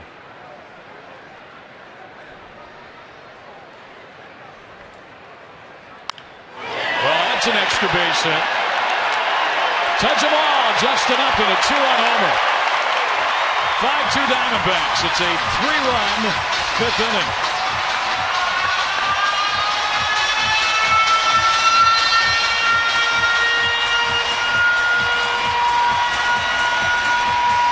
It's a full home run. Another $150 going to Central Arizona Mountain Rescue Association. Very nice job by Justin Upton. He tried that breaking ball. When you could see the reaction from Wood as soon as he threw it, he dropped his head once he saw the Justin Upton swing. Second long ball he's given up tonight.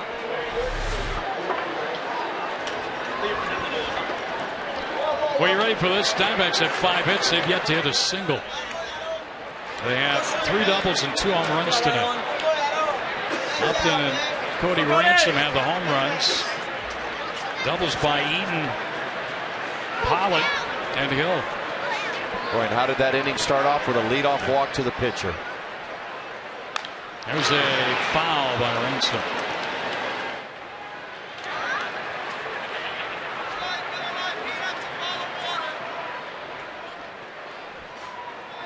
So the Diamondbacks answer right back with 3 of their own here on the bottom of the 5th. After the Cubs had just tied it.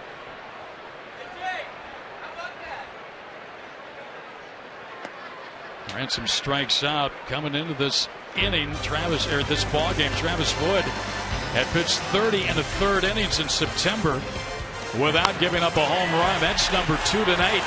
This one by Upton, a 2-run shot. D-backs get 3 and lead by 3.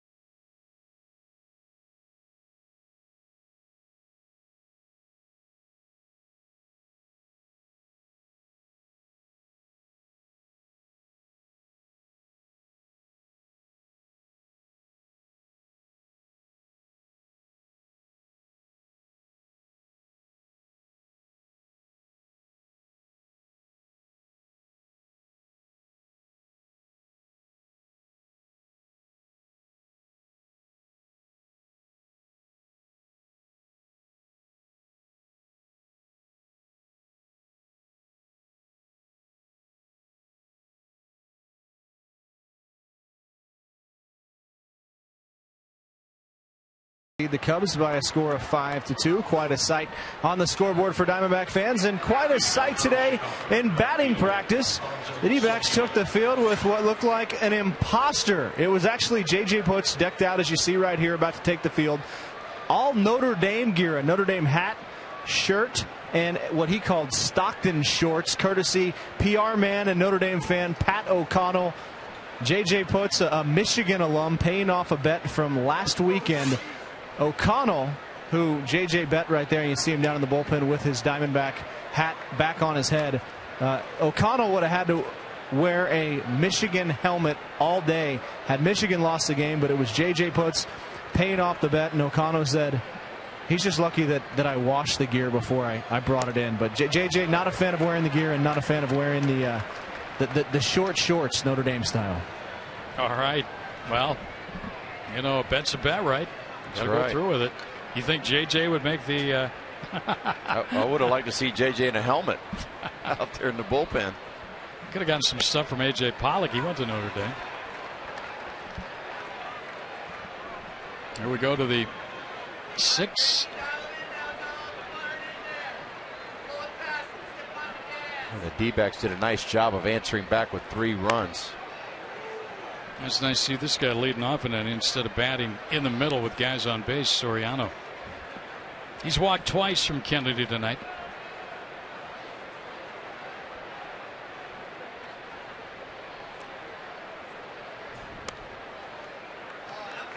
And his walk 4 in the ball game.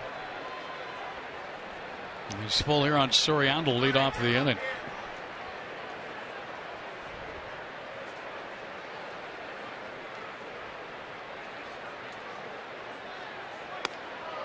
Watching for the 3rd time. I don't think he wanted to do that at all. 3-run lead now. If he hits one out, you're still up by 2. You don't want to walk a guy now and hit Castro on there also and start something. 5 walks for Kennedy ties a season high. And for Soriano now, he has walked 43 times this year, so he hadn't walked that often.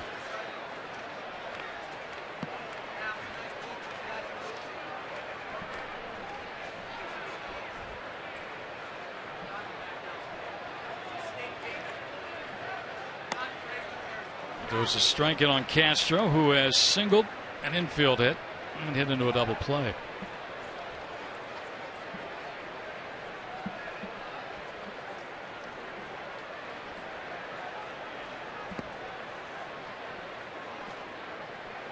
Ian's looking for that ground ball. Try to get that double play.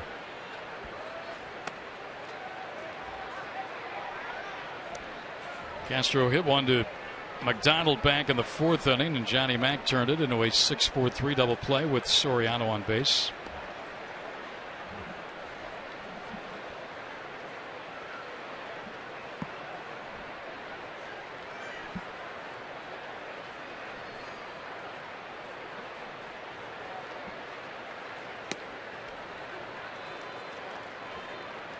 His pitch count as Nieves goes to the mound is at 90.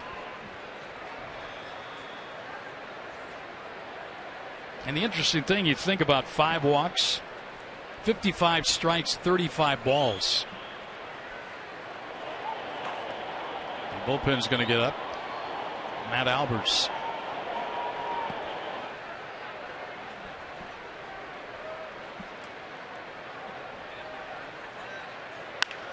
Line to left center. That's trouble. Comes up with something here in this inning. Soriano will come around 3rd, and he will score. Castro's into single with an RBI double, and it's 5-3. Well, you fall behind some pretty good hitters, you got to come right after them. More times than not, they're going to get a good pitch to hit. Castro up in the count. He gets a fastball about thigh high, hits it out in the left center field for a stand-up double. For whatever reason, Fareem Kennedy as Charles Nagy's making his way to the mound. He's not had much success against the Cubs in his career. Pitched twice against them in 2010, once last year, third time this year. Career numbers coming into this ball game tonight: a 1-2 record and an ERA of over 7. Well, not only that, but every time Soriano steps into this ballpark, you got to figure he's in the middle of something here. So the Cubs now have scored 3 off Kennedy over the last 2 innings. They tied it up with 2 in the 5th. The Diamondbacks got the lead right back with a 3-run bottom of the 5th, but now the Cubs come back with a run. And they have a runner at second and nobody out. And Luis Valbuena is the hitter who has struck out and doubled. And he pops this one up for Aaron Hill. 1 out. Boy, he just missed that one. He hit it a mile high. That's a big first out of the inning for Kennedy. Catcher Wellington Castillo. Here's Wellington Castillo. Cubs catcher 0 for 2.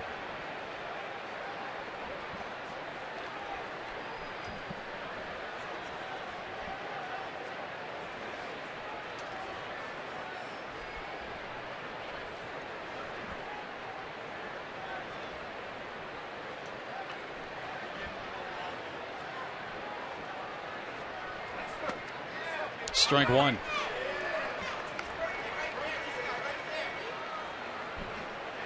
Nice crowd on hand here on a Friday night. Final Friday night of the home season here at Chase Field. Watching the Diamondbacks and Cubs.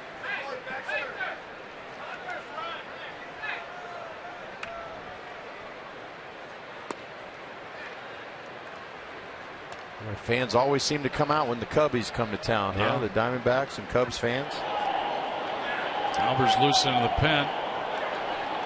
Kennedy trying to work his way through this 6th inning.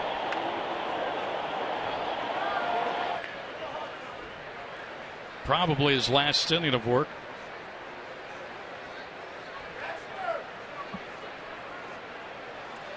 He'll have one more start. That's on Wednesday. The season finale, that 4 o'clock game against Colorado.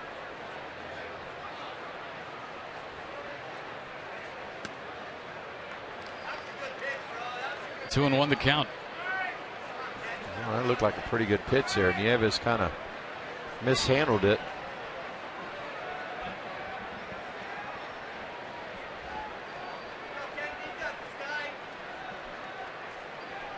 Four Cubs hits against Kennedy, but again he's walked 5 tonight. 2 of those walks have scored. Castillo almost fell down with that swing. Got him on a changeup. Watch him lose his balance. And that changeup had a little run to it. Started over the middle of the plate, came in on him. 2-2 now.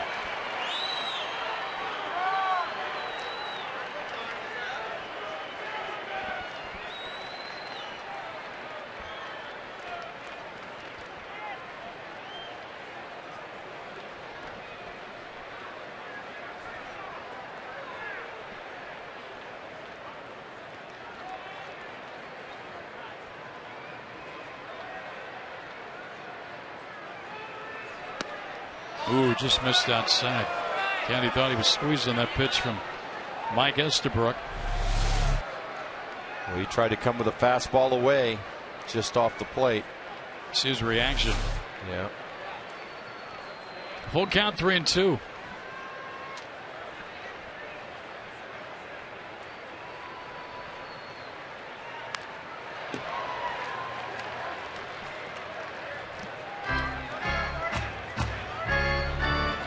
Let's take a look at our key to the game, brought to you by Kia Motors. Well, you see that score. Keep playing hard. The Diamondbacks officially eliminated tonight from postseason play with that Cardinal win over Washington. And they knew coming in here their magic number had been reduced to 1. So Diamondbacks and Kirk Gibson to continue to play hard here and play well and win out. Nice play by Hill at the bag at second to throw out Castillo as Castro goes to third, 2 out in the inning. Yeah, and I think for the Diamondbacks, knowing that the Cardinals had to basically lose a lot of games, and that wasn't going to happen. Those Cardinals have been playing well all season long, especially when they're in the thick of a pennant race. Try to get in there. That D-backs pretty much knew their chances were slim and nil. And the Diamondbacks also had to leapfrog a couple other teams in front of them. So they were in it through 156 games.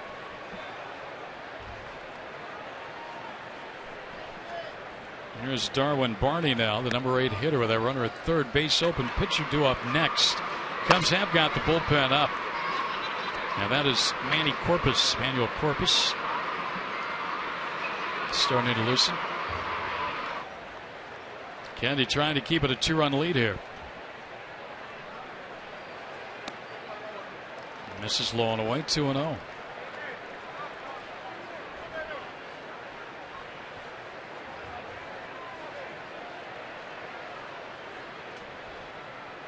And now over 100 pitches on the day. He's had 2 1-2-3 innings. They were back-to-back in the second and third. Into the dirt, a nice block by Nieves. Otherwise, Castro comes in and scores. A really nice block by Nieves, who lay his body out there to get in front of it.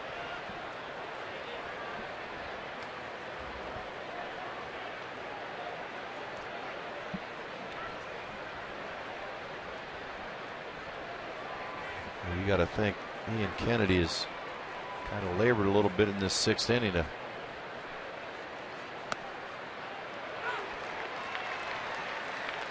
team goes out and gets you 3 runs in the bottom of the 5th.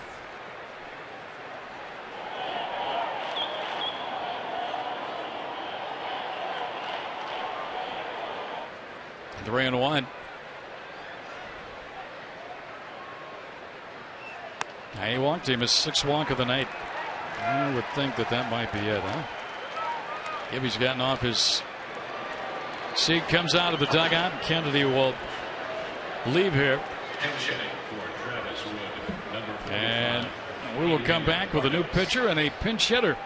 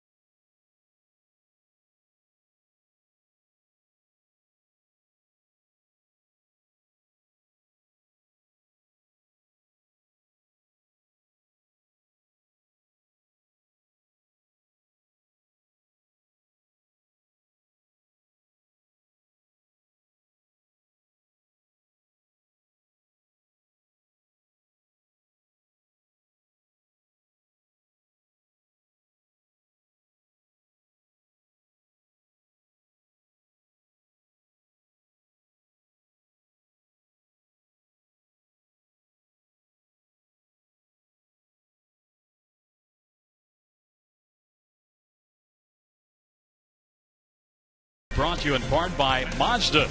We believe if it's not worth driving, it's not worth building. Gila River Casinos, proud partner of the Arizona Diamondbacks. Santan Hyundai. Stop into Earnhardt, Santan Hyundai, or visit them at santanhyundai.com. And that ain't no bull. D-back fans, we want you back at Chase Field in 2013. Become a season ticket holder and enjoy all the 2013 has to offer, including priority to purchase tickets to the 2013 World Baseball Classic. You'll also enjoy benefits including exclusive player access, early entry into the ballpark to watch BP and the opportunity to exchange or donate unused tickets. Buy your season ticket package now by calling 602-462-4600 or log on to dbacks.com/tickets. Indeed, we want you back here in 2013 and beyond. Adrian Cardenas, a pinch hitter against Matt Albers, a reliever. An outside ball one. Numbers on Albers have been pretty good for the D-backs since coming over from Boston. Yeah, he's done a great job since he's come over here and filled in the void, kind of a middle guy. A little bit of jack of all trades.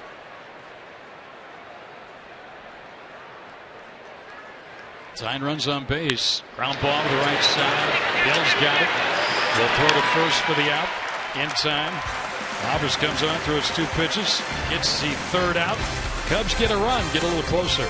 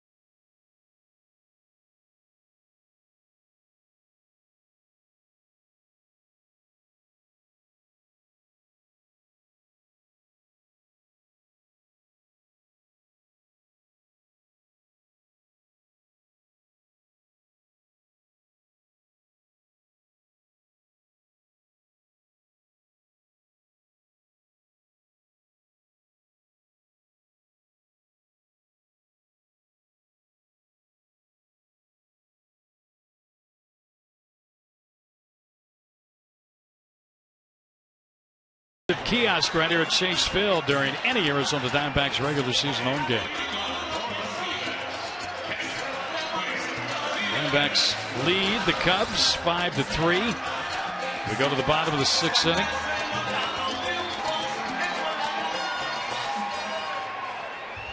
Just under 29,000 here tonight.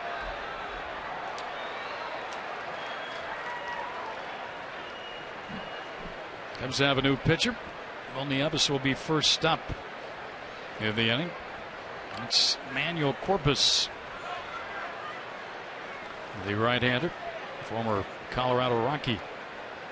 He's a fastball slider change pitcher. NIEVES fouls it. We got the start tonight at catcher. So Miguel Montero's been wearing everybody out on the bench. I guarantee you that. Usually wears out the umpire and the batter. Corpus' 48th game, high ERA of over 5.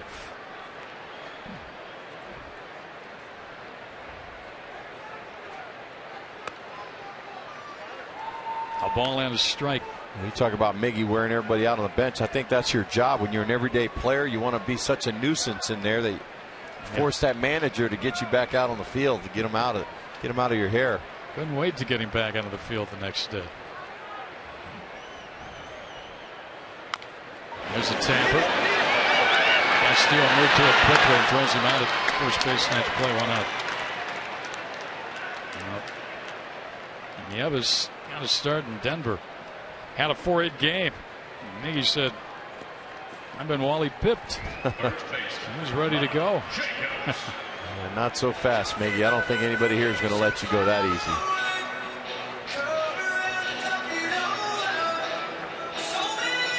Ty Jacobs will be the batter. Because struck out and walked tonight. Wasn't going to be in the lineup. I was going to watch from the bench, but Paul Goldschmidt came up with a sore back right before game time, and Jacobs got the call.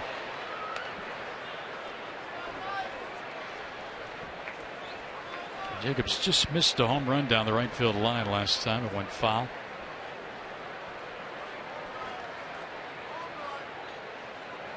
Both Baltimore and the Yankees won tonight. The lead stays a game in the AL East. Swing and a miss. Baltimore still the top wild card team in the American League. Oakland the second wild card team.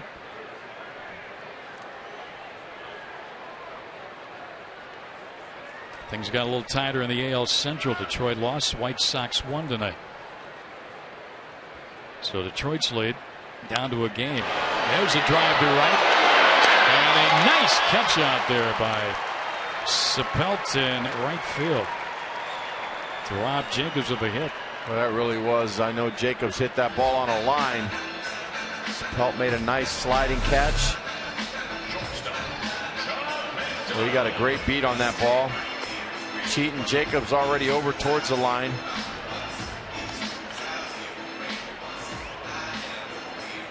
Oh, nice play. John McDonald now will be the hitter with 2 men out, nobody on. So Corpus has come on and made quick work of Nieves and Jacobs, thanks to some nice defensive plays by his catcher and his right fielder. McDonald twice has tried Alfonso Soriano out in the left field, and twice Soriano has retired him.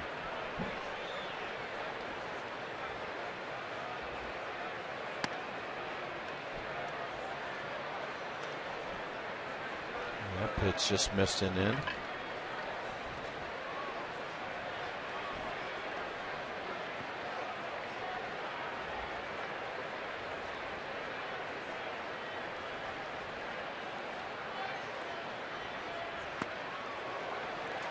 Nice change of speed there. McDonald out in front. You think Corpus was happy to get out of Colorado? Yeah. How do you not win a World Series since 1908?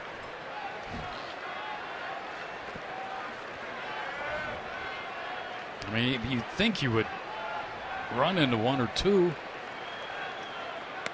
Swing and a miss. This inning's over. Diamondbacks easy for Corpus in the 6th. After the 7th, he backs up by 2.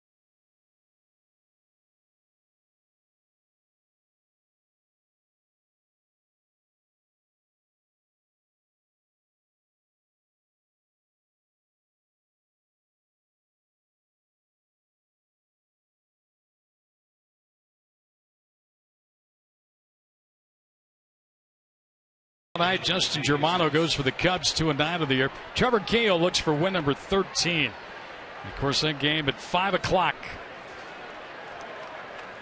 4:30 pregame show. We hope you join us at that time. Albert's going to stay out there. He got the final out of the 6th inning. Coming on in relief for Ian Kennedy. And he starts with the top of the order in DeJesus. And a soft fly ball to left, power third there. Has it, one out. And pitch, one out.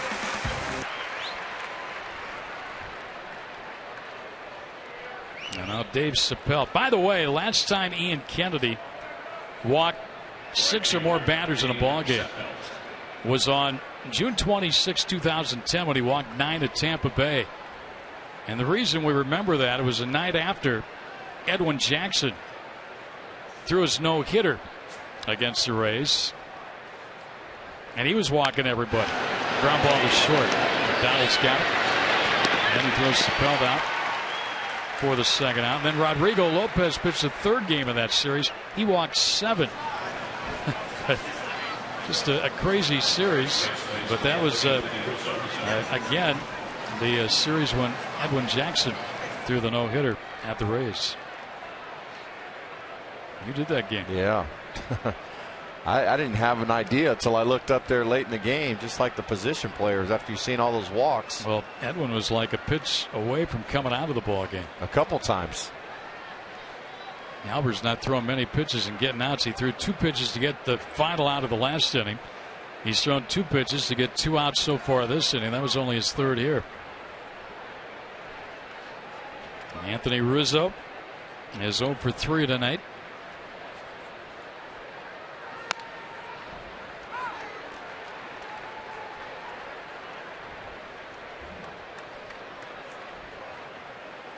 And again, the Cubs have not won a World Series since 1908.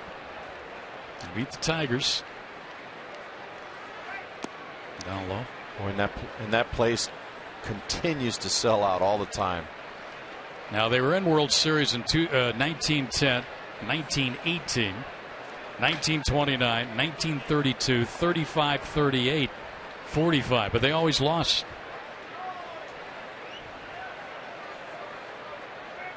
This year they're having problems, though. There are a lot of empty seats at Wrigley.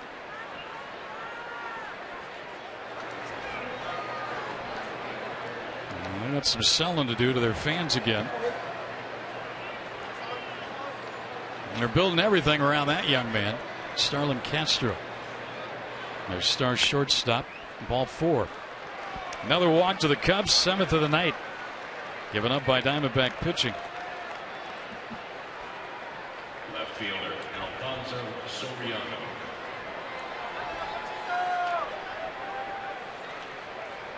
D-back fans, don't just watch the game, be a part of it. FoxSportsArizona.com's Game Connect keeps you connected to all the live stats and buzz around the game. Log on now to Game Connect on FoxSportsArizona.com. Too many walks tonight, huh? Yep. You got a dangerous situation here with Soriano with a guy on. We'll visit with Joe Borowski in the 7th inning. There's a shot to center. A base hit. Cubs have the tying runs on with 2 men out. Soriano had walked the first 3 times up tonight. He says, I'm swinging to the first pitch that comes to the plate this time. Well, I'm telling you, this guy, when he comes in the stadium here, there's something magical that happens with him. I wonder if he's ever thought of what he might hit here. Playing 81 games a year.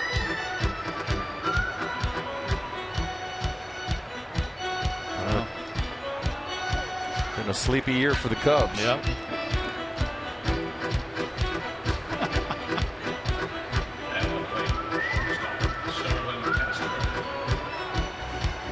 Well, there have been a lot of generations that have suffered through Cubs losing seasons and close seasons, but not quite getting there. But a lot of fans around America. Castro now with the tying runs on base against Albers and 2 out. Strike 1.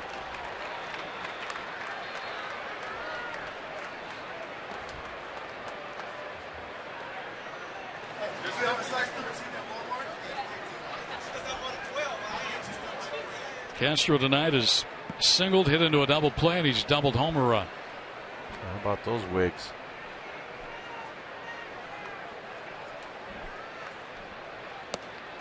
Albers misses down low.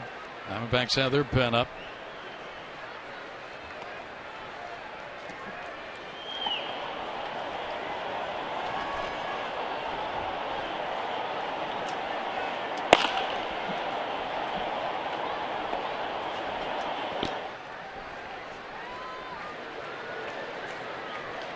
Now Lindstrom is up.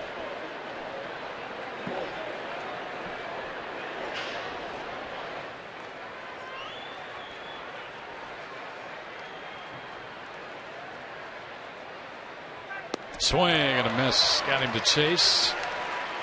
Good pitch from Albers, and he's ahead 1-2 now. A great pitch right there. Castro trying to get something out in front. That sinker just dives down and away. Nice breaking ball. So Albers got the first 2 outs of the inning, but then he walked Rizzo. Soriano followed with a single. They are the tying runs here in the Cubs' 7th inning. And into the dirt, and another nice block by Nieves. Nieves was all over that when he tossed his helmet and mask. His helmet's almost over towards the on-deck circle.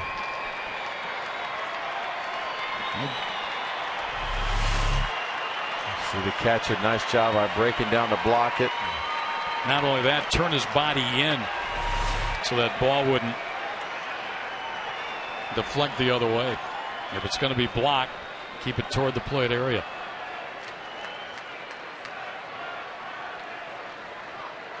Castro ground ball back up the middle. Dive play, McDonald, flip, save at second base. But what a remarkable effort by McDonald at Hill to almost get the force on Soriano. McDonald, first of all, took a hit away and a run from the Cubs on the ball hit by Castro. Well, I tell you what, that was a big league play, not only just to get to him, but the way he released the ball to second base right out of his glove. He knew he had to hurry. So close. Soriano not even sliding. Hill did everything he. Whoa. Oh, I don't know. That looked like he was there. It looked like he had him. He had his foot on the bag. Wow, they had him. You look at that replay. There's the balls in the glove. Well, called by Dan Bellino on second base. Kirk Gibson's going to go to the bullpen here and make a change as Albers leaves. The bases are loaded for the Cubs. They're down a pair.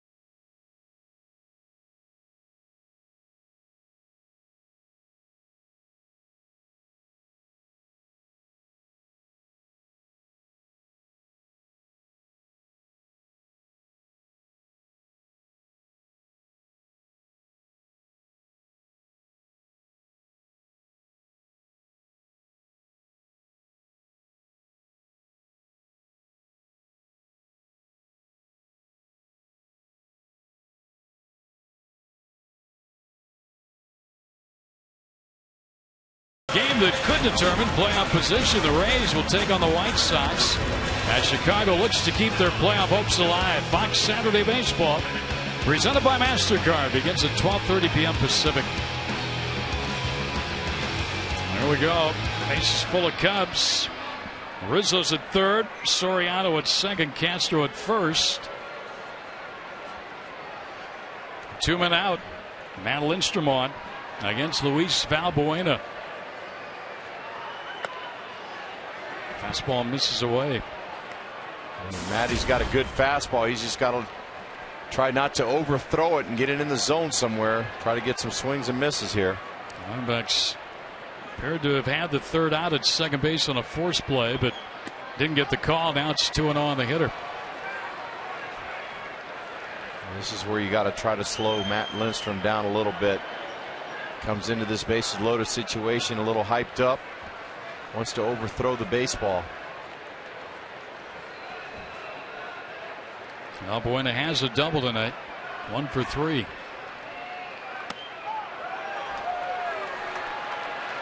Well, there's nowhere to put this guy. Diamondbacks pitchers have walked 7 tonight.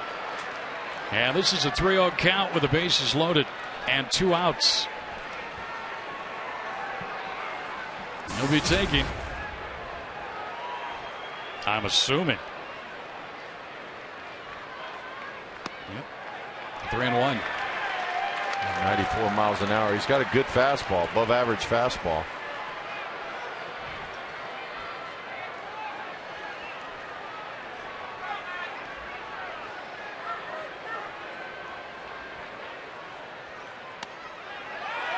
Ooh, late call, strike, outside corner, 3-2. Valbuena thought it was outside. Late call and late movement on this pitch.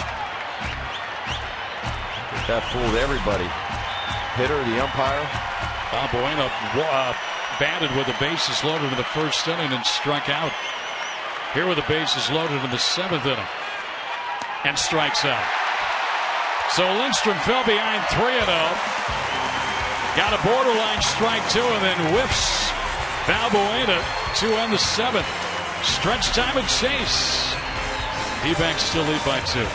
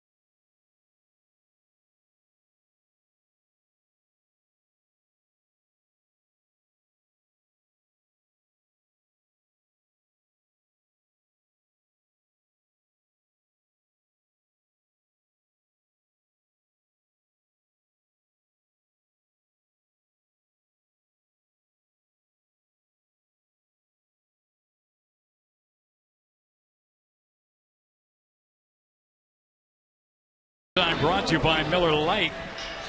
Justin Upton, big 2-run homer in this ball game. That came in the 5th inning. The second of the night for the Diamondbacks. Cody Ransom hit one a little earlier in the ball game. Diamondbacks on top 5-3. As we mentioned, Joe Borowski joining us in the booth for the bottom of the 7th, and we're having a pitching change here. So you brought the best out of Manny Corpus. He's out of here, Joe, right away. But a real quick thought on Ian tonight. And it just looked like he struggled a little bit with his command, but he was effectively wild. Let's put it that way. Only allowed 4 hits. We'll have more with Joe in a moment following this pitching change.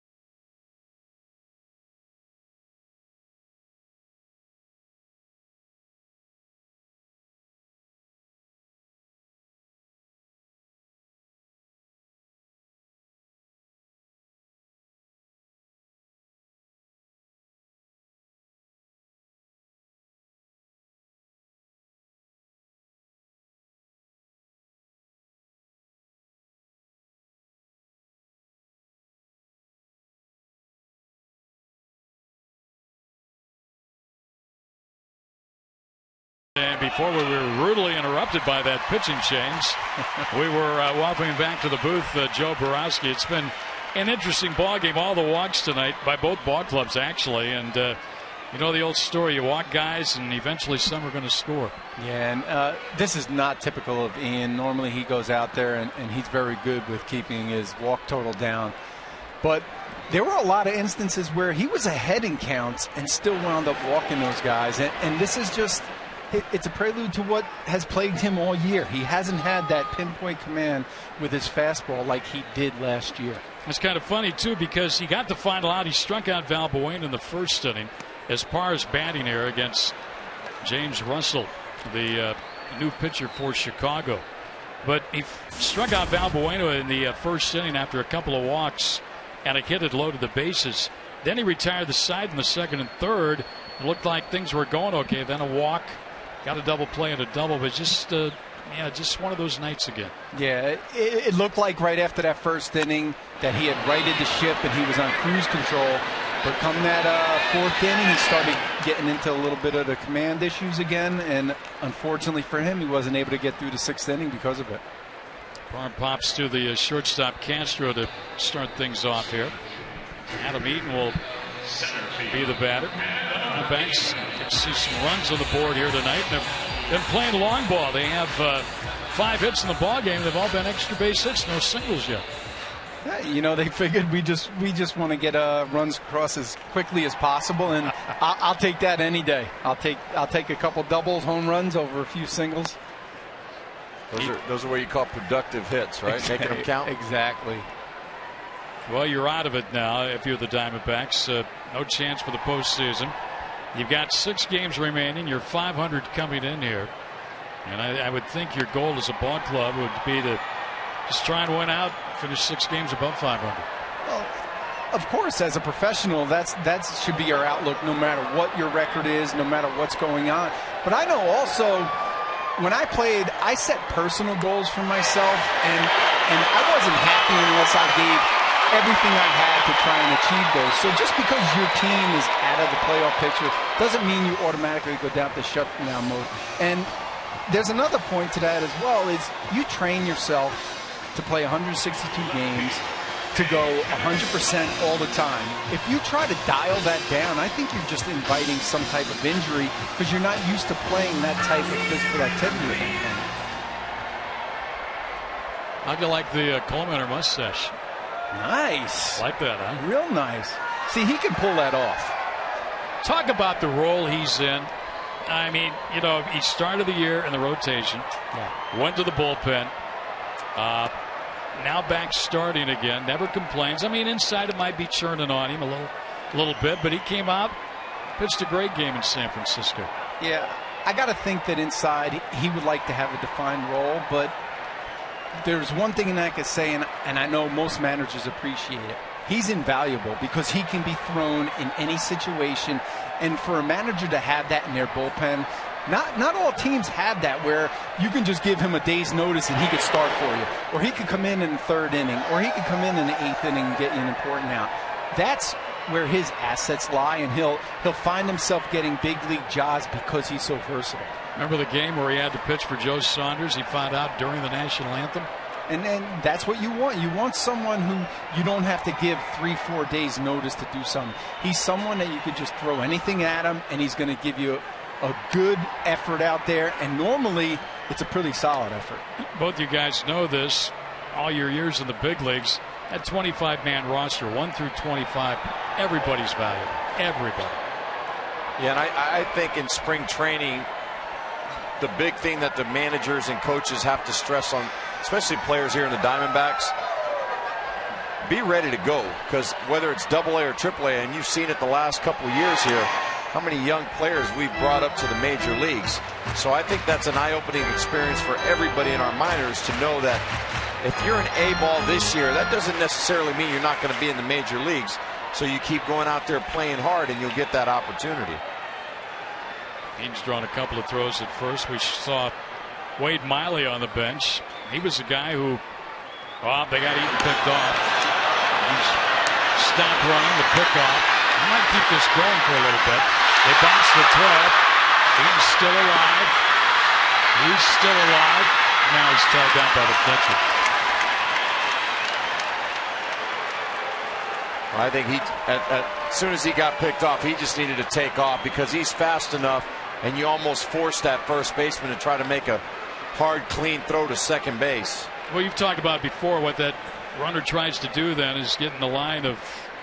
Yeah, you run right towards that position player because usually first baseman, they have to run up and try to cut that play off to cut the angle to throw to second base. If they stay at the bag, then it makes it harder to throw over the runner.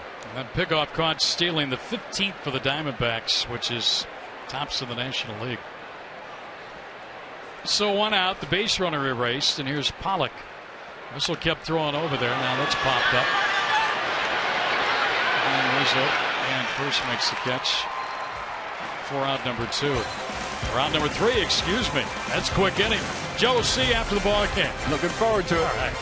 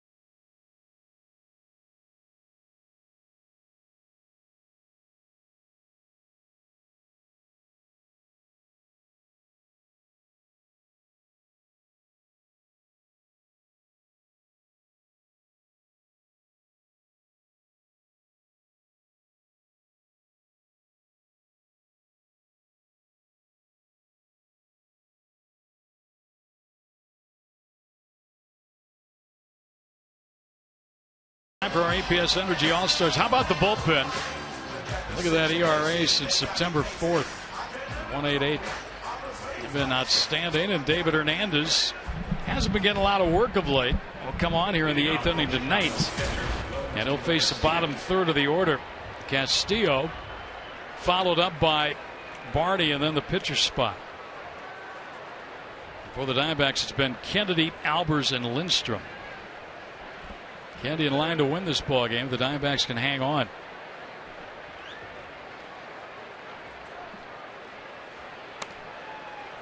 And ball 1 to Castillo tonight, who was 0 for 3. Hernandez has 24 holds this year. Alone. He's by himself. When you think the D-backs don't want to win this game, they've got Hernandez in here. Although they've been mathematically eliminated, they're still trying to win it. Shallow left, Pollock on, has it, 1 away.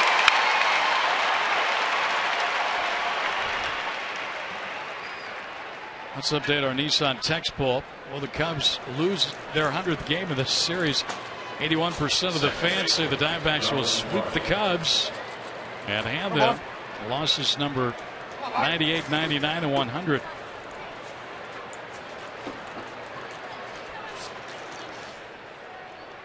This is Darwin Barney.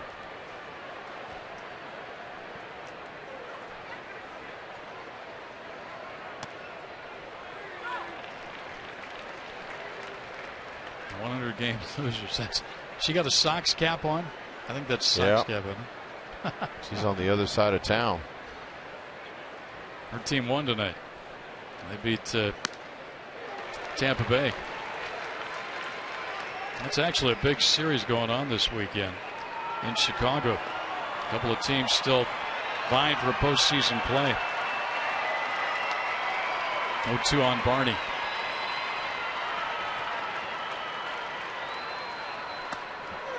Strike 3 call. Hernandez has struck out a batter. His 93rd strikeout of the year. Very nice pitch. Nice breaking ball in the outer half. Think about that. 93 strikeouts as a reliever. And he has passed Byung-Hyun Kim for third place in the club's all-time single-season strikeout list with that strikeout of Barney. 2 quick outs. There's Brian LaHare.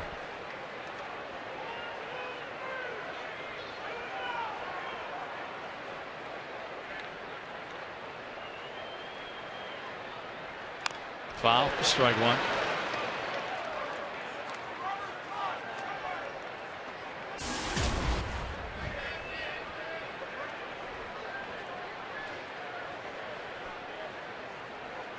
We could be seeing coming up starting Monday the first ever matchup of 100-game losers since 1962 when the Cubs take on the Astros. If the Cubs get their 100th loss here or early in that series with Houston. Well, that's going to be a tough one to watch, wouldn't it? He played for both those teams. Yeah. A lot of play. But you played for the one that's winning the game here tonight. Put a little salt on the wound there. Yeah, I actually got traded to the Cubs in the middle of the 95 season. I played there 95-96. And I began my career with the Houston Astros. 1-2 as Hernandez ahead to LaHare. Got him. That's it. Strikes out 2 in the inning. Has a 1-2-3 8th. We'll go to the bottom of the 8th. D-backs up by 2.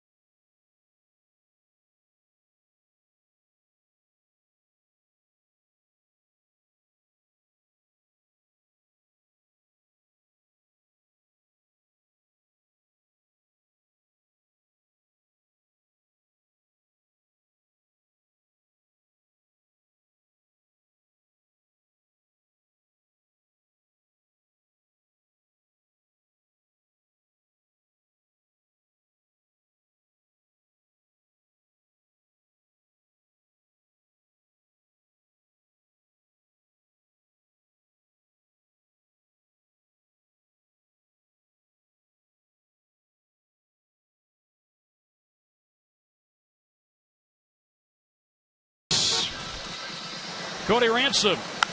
So a home run in the 4th inning gave the Diamondbacks at that time a 2-0 lead.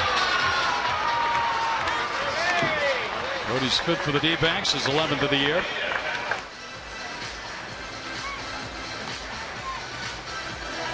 And for the Diamondbacks, Ransom will hit 3rd in this bottom of the 8th inning. Aaron Hill will lead things off. JJ's loosening in the pen. Getting ready for the 9th. Unless the Diamondbacks will break this one open. He might pitch anyway. He hasn't pitched a lot of late. Diamondbacks are up by 2. Comes out another new pitcher. It's Jay Chapman. 12th game. 11 strikeouts in 10 1/3 innings. Opponents have not done much against him yet. Aaron Hill leans back from a ball inside. Hill's got an RBI double tonight, and right now is third in the National League in total bases this year. Ryan Braun leads with 347. Andrew McCutchen of Pittsburgh 320. And Aaron Hill with his double tonight, 300 total bases. So you just keep talking about his season, and the numbers he's put up have been tremendous. He fouls this one back our way. Therein lies another story why he should be the Silver Slugger winner, right? Yeah, he's had an incredible season. I mean, he's done it all. Extra base hits, singles, defense, everything. Silver Slugger will be nice in his trophy case. And he'd unseat a guy in Cincinnati. And he's going to get another extra base hit. 2 more total bases. 302 on the air. His 42nd double. His second double of the night. He's really found a home here in Arizona. And his average has hit 300 again. We're talking about a guy just leaning on a fastball. He sees it, drives it into the left center gap. But you're right, Greg. Ever since he's been here in Arizona, this guy has done nothing but hit and play great defense.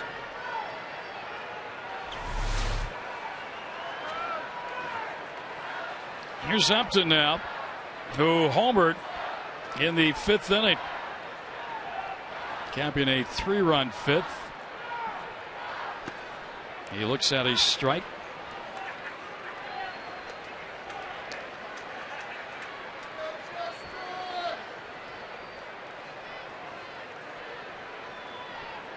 We can use another insurance run.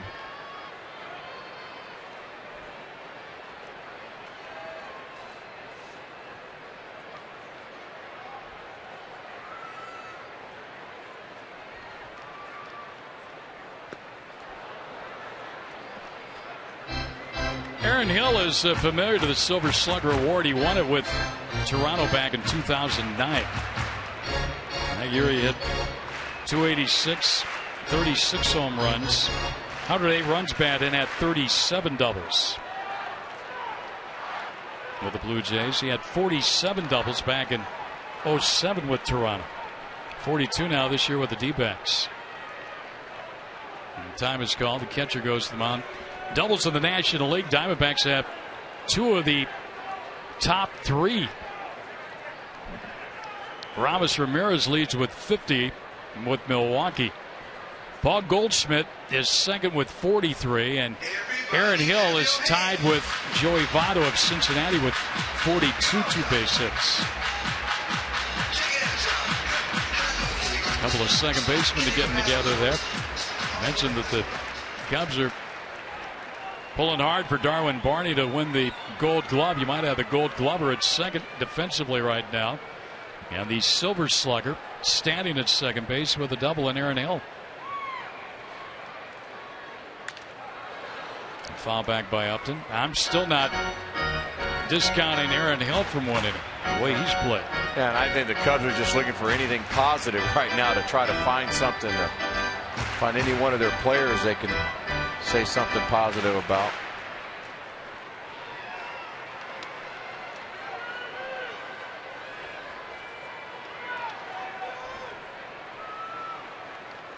Upton sitting on an 0-2 hole here. He pops it up, first base side. Maybe a play, and maybe not. Rizzo gave it a slide. The catcher Castillo almost looked like he gave up on it. Neither one could get there. He's 0-2.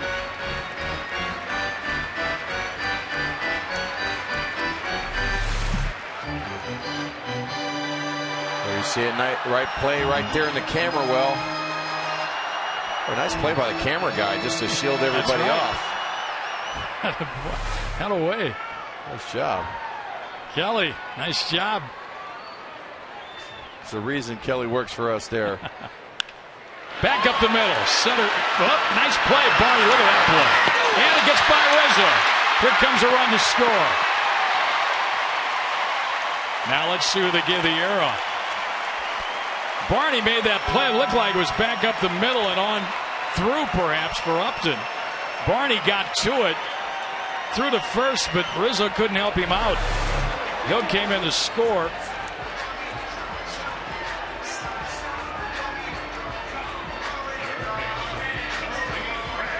Looked like Rizzo might have been able to catch it. Throw wasn't that bad. He should have caught that. They gave the air on Barney. No run batted in. It looked to me like Rizzo should have made that play. What do you think, Gonzo? Yeah, I think so. But we'll go ahead and give it to Barney because that'll eliminate him from the Gold Glove also, right? Swing and a miss here by Cody Ransom. And we do have tacos tonight now. 6 runs. Diamondbacks. Taco Bell gives away 3 free tacos with a purchase of a large drink between 4 and 6 p.m. the following day at participating locations. You think I could stop over tonight and let them know I want to get them a day early?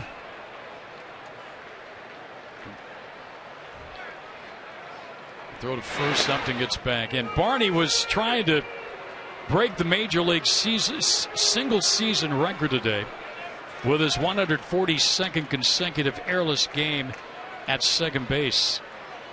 He had played 141 games airless entering today, equaling the streak of Placido Polanco back in 2007 with Detroit.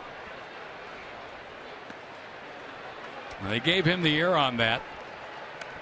But again, it really looked like Rizzo could have made the play. If he didn't catch the ball on the fly, it looked like he could have scooped it. Yeah, it looked like he should have had it. I'm sure their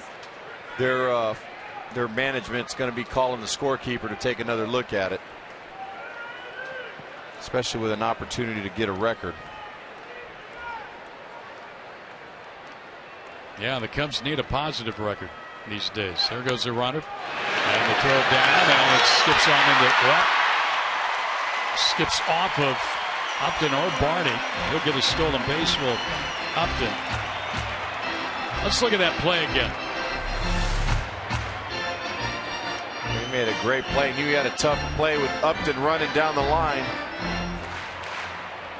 That play, that's got to be an error on the first baseman. That's got it.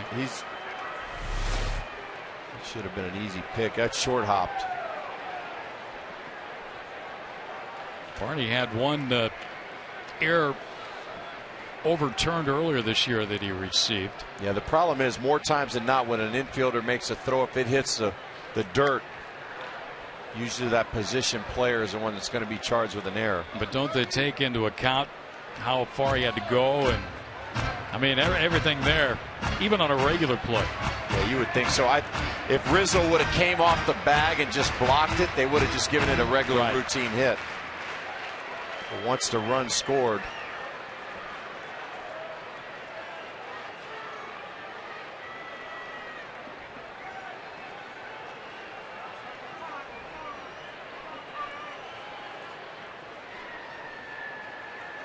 Two balls, 2 strikes. Down low. Again. All right, PS Energy All-Star assist to the game is to make your business more efficient with the APS Solutions for Business program and then earn valuable rebates.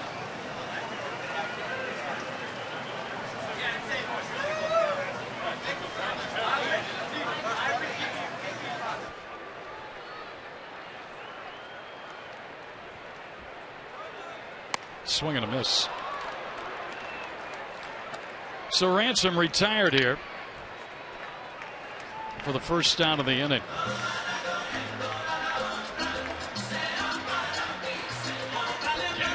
And Will Nieves will be the batter.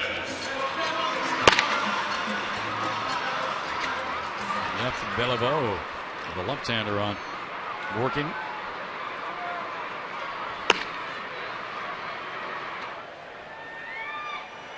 One more note on Barney's only error this year as a second baseman, April 17th in Miami. He had an error when he played at shortstop. But at second base, only one error. April 17th at that new Miami ballpark. Charged with an error here tonight. And it's helped the Diamondbacks to a run and a 6-3 lead here. Oh, and nothing's official yet, because even when this game is over, there's still 24 hours they have to look plays over and make decisions on them. Fouled the play by Nieves. Well, I'll tell you what, when Chapman throws the ball, he's flying all over the place off that mound. He's got one arm flying one way, his body going the other. Not real big. Be an easy guy to bunt on, I would think, down the third baseline.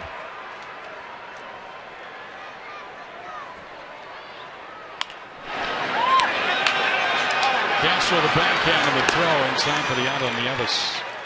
Up to Ness at second, 2 out. Follow Fox Sports Arizona's coverage of the Diamondbacks with MLB.com. At Bat 12 for your iPhone, iPad, Android, and Windows Mobile. Your live audio, pitch tracking, video highlights, and more. Text At Bat to 31826 or visit dbacks.com for details.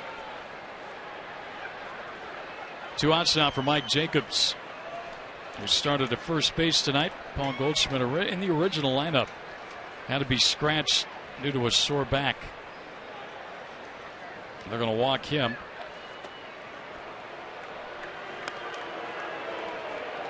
And take their chances with John McDonald with 2 on and 2 out. Well, it looks like Chapman has trouble just throwing the ball out there, slowing everything down.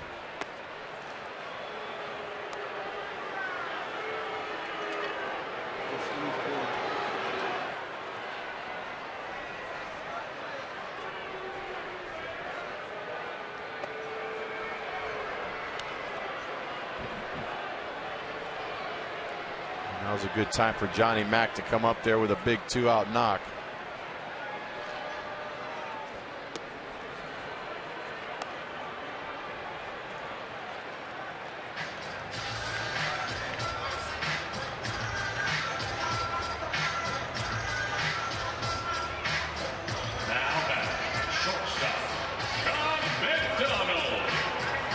McDonald 0 for 3 tonight. 2 fly balls to left and a strikeout.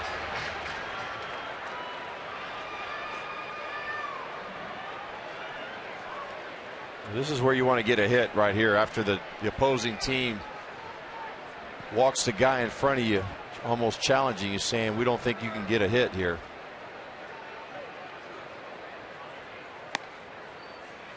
Breaks one over for a strike. Got a hanging breaking ball. Took it.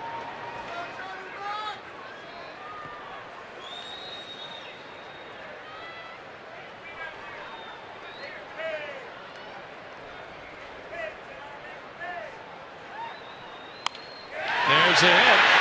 Here comes Upton around third. Soriano up with it. The throw will not be in time. So McDonald delivers a single, and it's 7-3. Well, that's a great feeling right there when you can come up clutch, get the base hit. Johnny Mack's expression after he touched first tells it all. We got another breaking ball.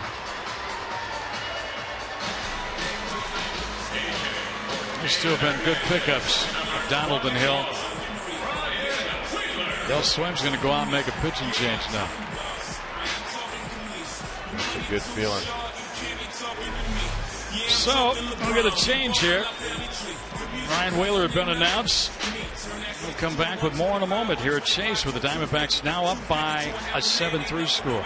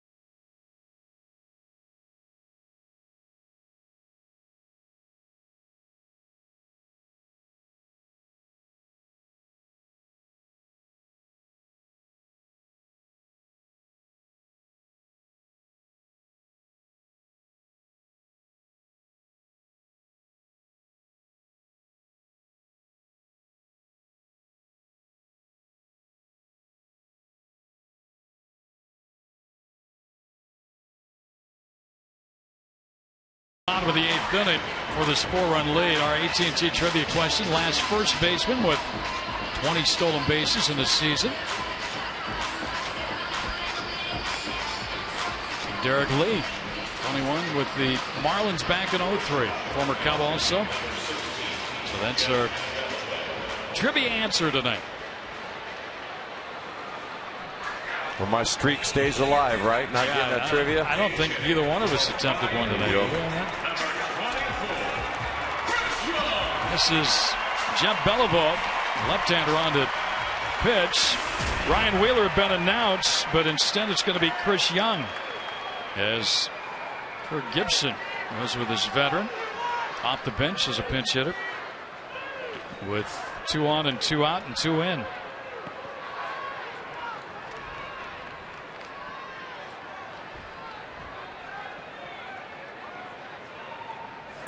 And Young takes up and in, ball 1.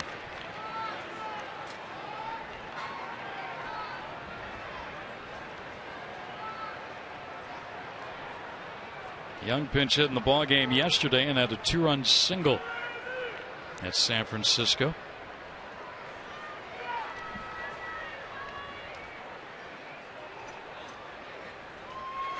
Oh, he had a jackknife out of the way of that one. 2-0 the count. Upton scored another couple of runs tonight, 103. Look at how high he got out of the way of this one. Thin waist. Yeah. Were you talking about Upton with 103, and McClutchin, their team got shut out. He has 106, so you know he didn't score tonight. Braun did. He's got 104, so Upton currently 3rd. Castro leads the Cubs with 77 runs scored. Justin can get hot, score some more runs. He might be able to lead the National League in runs scored.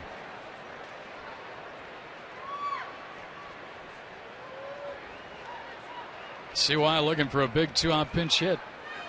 Ball 3. First, got to get a pitch he can handle. Nothing's been close to him yet. You know he wants to hit. I'm not thinking about drawing a walk.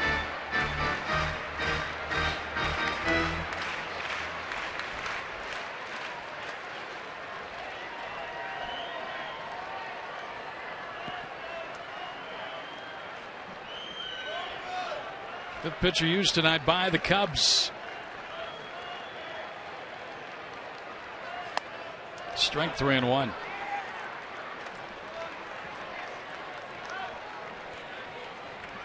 All right, CY did a great job the last time he pinch hit over in San Francisco. Big base hit. Beliveau is out of Rhode Island.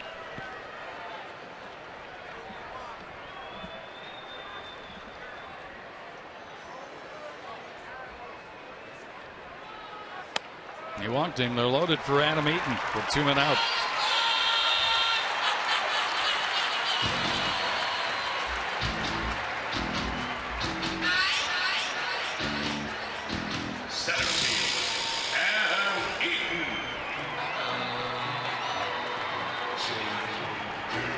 Mason Moon's 10th anniversary. That's Nicole right there. Happy anniversary, Jason, Nicole. Andrew and Hunter, right? C1. Oh, and he's flexing too. Jason's working the game. Well, family's watching the game, but they're saying happy 10th. And we say happy 10th also. It's pretty cool.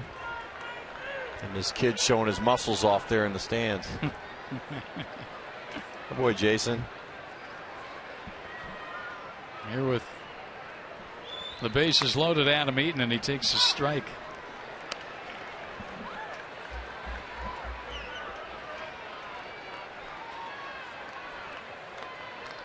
Dodgers winning their game tonight at home against the Rockies. Diamondbacks still with a chance to catch the Dodgers for 2nd place, but they're 3 back at the start of the night.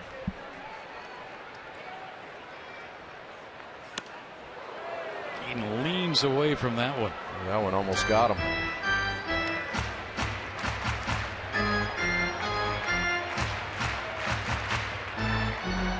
Cardinals won a little earlier tonight and officially eliminated the Diamondbacks from postseason possibility. But the Diamondbacks have scored 7 nonetheless and lead 7-3 here at the bottom of the 8th inning. Eaton could add to that lead, but he's now the whole 1-2.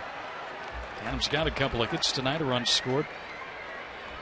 Boy, and he got a perfect pitch for him to hit there on the outer half, and that's what he does. He stays on top of that ball. Just kind of slaps it out into left field. As long as he can stay on top of it and not get under it. Base runners Jacobs walk, McDonald an RBI single, Young walk.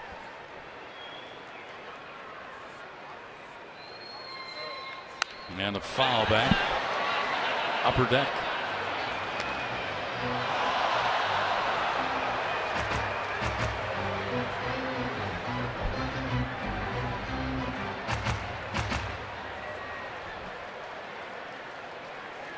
One and two on Eaton, battling Beliveau.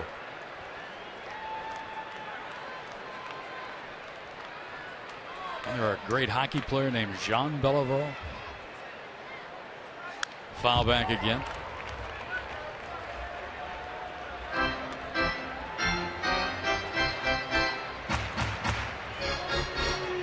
Two in the inning. He'll start this with his second double of the night. He and Upton have scored. In fact, they've scored 4. The Diamondbacks 7 runs tonight.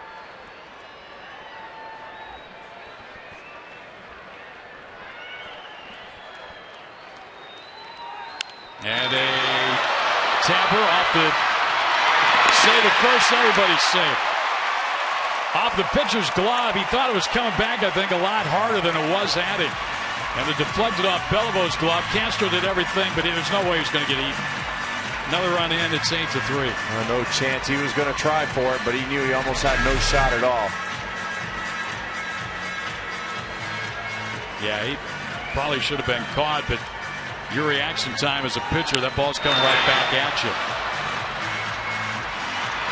Castro was quick.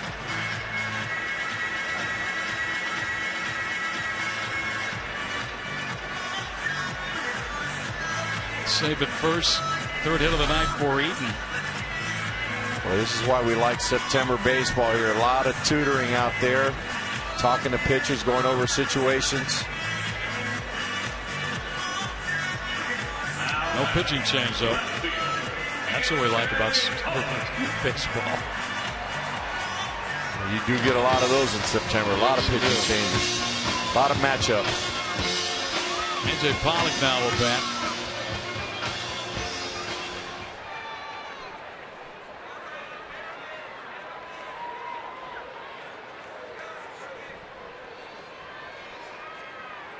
Pollock with the bases loaded. He's got a chance to do some more damage. Diamondbacks 2 3-run innings tonight. And again, tacos tomorrow.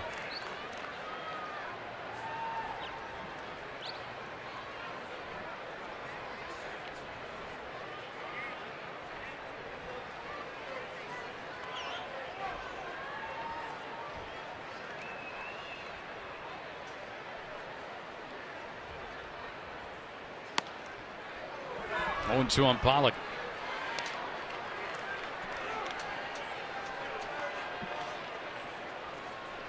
Ninth man to bat in the inning.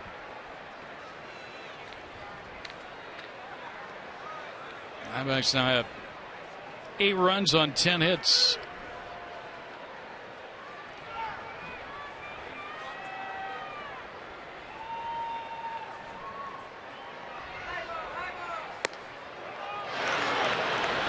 Did not swing. Catcher stood up, got the ball up there. Pollock started to go. Well, that was the old Yogi Berra days right there. Standing. I mean, the umpire's got to look around you to see the pitch. Now Mike Zagorski's out in the bullpen along with JJ because this is a 5-run non-save situation.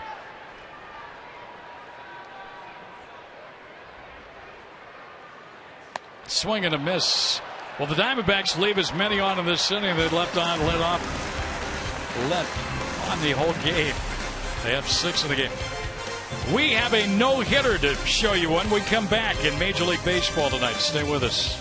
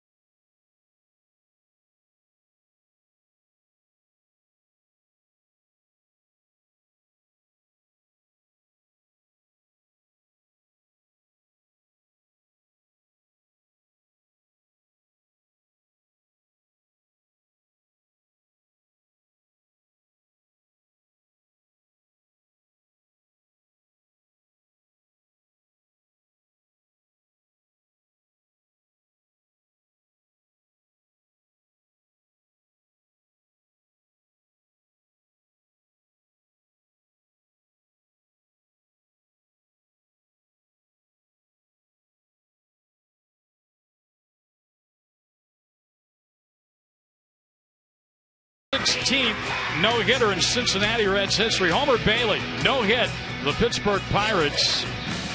The first since 1988, the perfect game by Tom Browning. The Reds, who are already in the postseason, celebrate even a little bit more. Johnny Cueto bringing out the cup of water to pour on the head of, and then they get the Gatorade. But Homer Bailey, a no-hitter tonight. There was an air charge to Scott Rowland in the ballgame, which I guess was a little, questionable perhaps in a walk. But a no-hitter for Homer Bailey for Cincinnati as he blanked Pittsburgh. Boy, what a year the Reds are having so far, huh? Unbelievable season. JJ comes on to pitch in the ninth, and he'll go against the top of the order in DeJesus, and then Sapelt and Rizzo.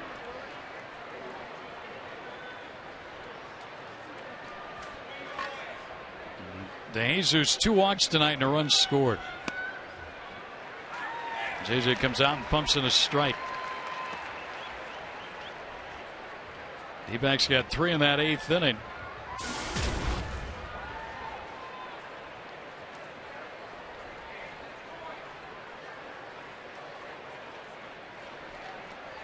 Kind of salted this one away, or at least it would appear.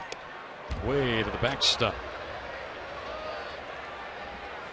We're in the Cubs. You think about their bullpen and all their players. They're auditioning a lot of guys right now, too, just to see what they got for next year. You know, that Cincinnati win tonight and Washington's loss at St. Louis. Those two teams now are deadlocked on the season at 95-62 for the best record in the National League. And, of course, you have the best record and you get the home field advantage throughout the playoffs. So that's something to watch over the remaining 5 games.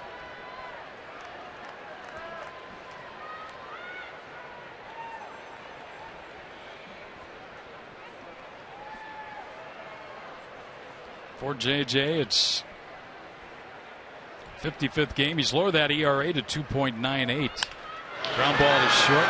McDonald's got it. Throws to first. As soon as that ball was headed, looked at Johnny Mack. He was already moving his feet. Talked about that. Getting those feet moving and getting in position. Right fielder, Dave Sapelt. Here's Dave Sapelt.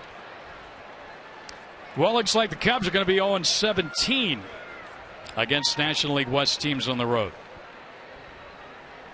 After this one tonight.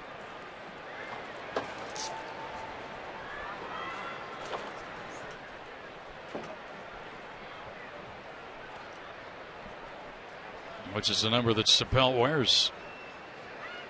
He had a 2-run homer that tied the ball game back in the 5th inning off Ian Kennedy.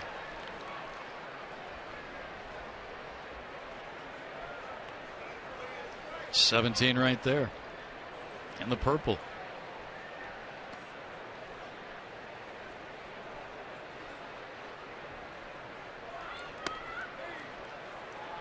Well, if you're a big college football fan and you make a bet, you better make sure you bet on the right team. Well, he's pitching tonight with a little bit of the Fighting Irish, huh? A little bit of luck of the Irish. I wonder if he's wearing that. I'm guessing he's probably wearing the T-shirt under the jersey, right?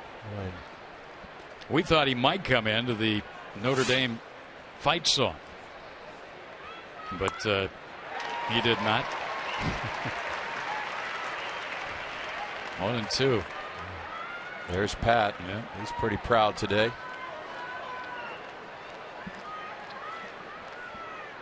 Michigan, Notre Dame. I'll tell you one good thing about JJ: when he loses a bet, he'll pay up, and he knows how to dress rookies too. Yeah. And if you lose a bet to him, you're going to pay. Well, didn't that happen earlier this year? Somebody had to wear a Dallas Cowboys uniform, wasn't it? In Texas? So one of the players ran out in full uni.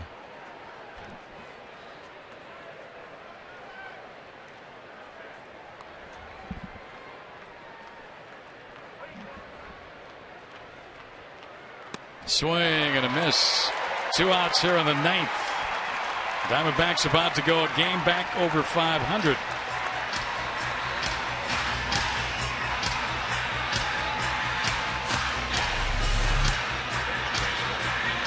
Well, there you see the swing falling down a knee. That looked like my swing in the alumni game right there.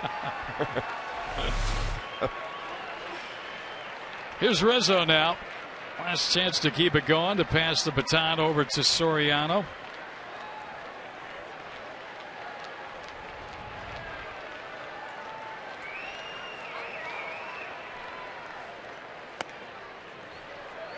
Ball went outside. Cubs about to lose their 57th road game of the year. 22-57. Diamondbacks about to go 2 over 500 at home. Sky to the left. Pollock is there. Now the Diamondbacks have got the win here tonight. JJ goes 1-2-3 against the Cubs in the 9th inning. Nice way to start the homestand with a win, as they beat the Cubs by a final count of 8-3. Let's head out to center field. Todd Walsh and Joe Borowski, guys. Greg, we appreciate that, and we are just moments away from the start of Diamondbacks Live, presented by CenturyLink. And Joe, this is your show, essentially. You're the analyst, and I'm curious here. You got a couple of minutes before the show starts, and we're looking for the Miller turning point. Is it Ian Kennedy? Is it the runs a lot of choices? A lot of choices. You have to appreciate the way the Diamondbacks played tonight. I thought they played a solid game all around, all facets. I don't know if I can pick just one, but I will. You have to pick one. I will. But you can put an umbrella around a lot of things. On the night that they were eliminated, I think there was one thing that stood out. Okay, so you've got it. I've got it. Okay, then we've got to get to a break here. We'll come back and we will start Diamondbacks Live, and we'll kick it off with Mark McClune on the field outside the Arizona Diamondbacks dugout with an interview from the victorious Arizona Diamondbacks, who defeat the Cubs 8-3 tonight in Game 1 of 3 as they kick off the final homestand of the year. Stick around. More to come right after this.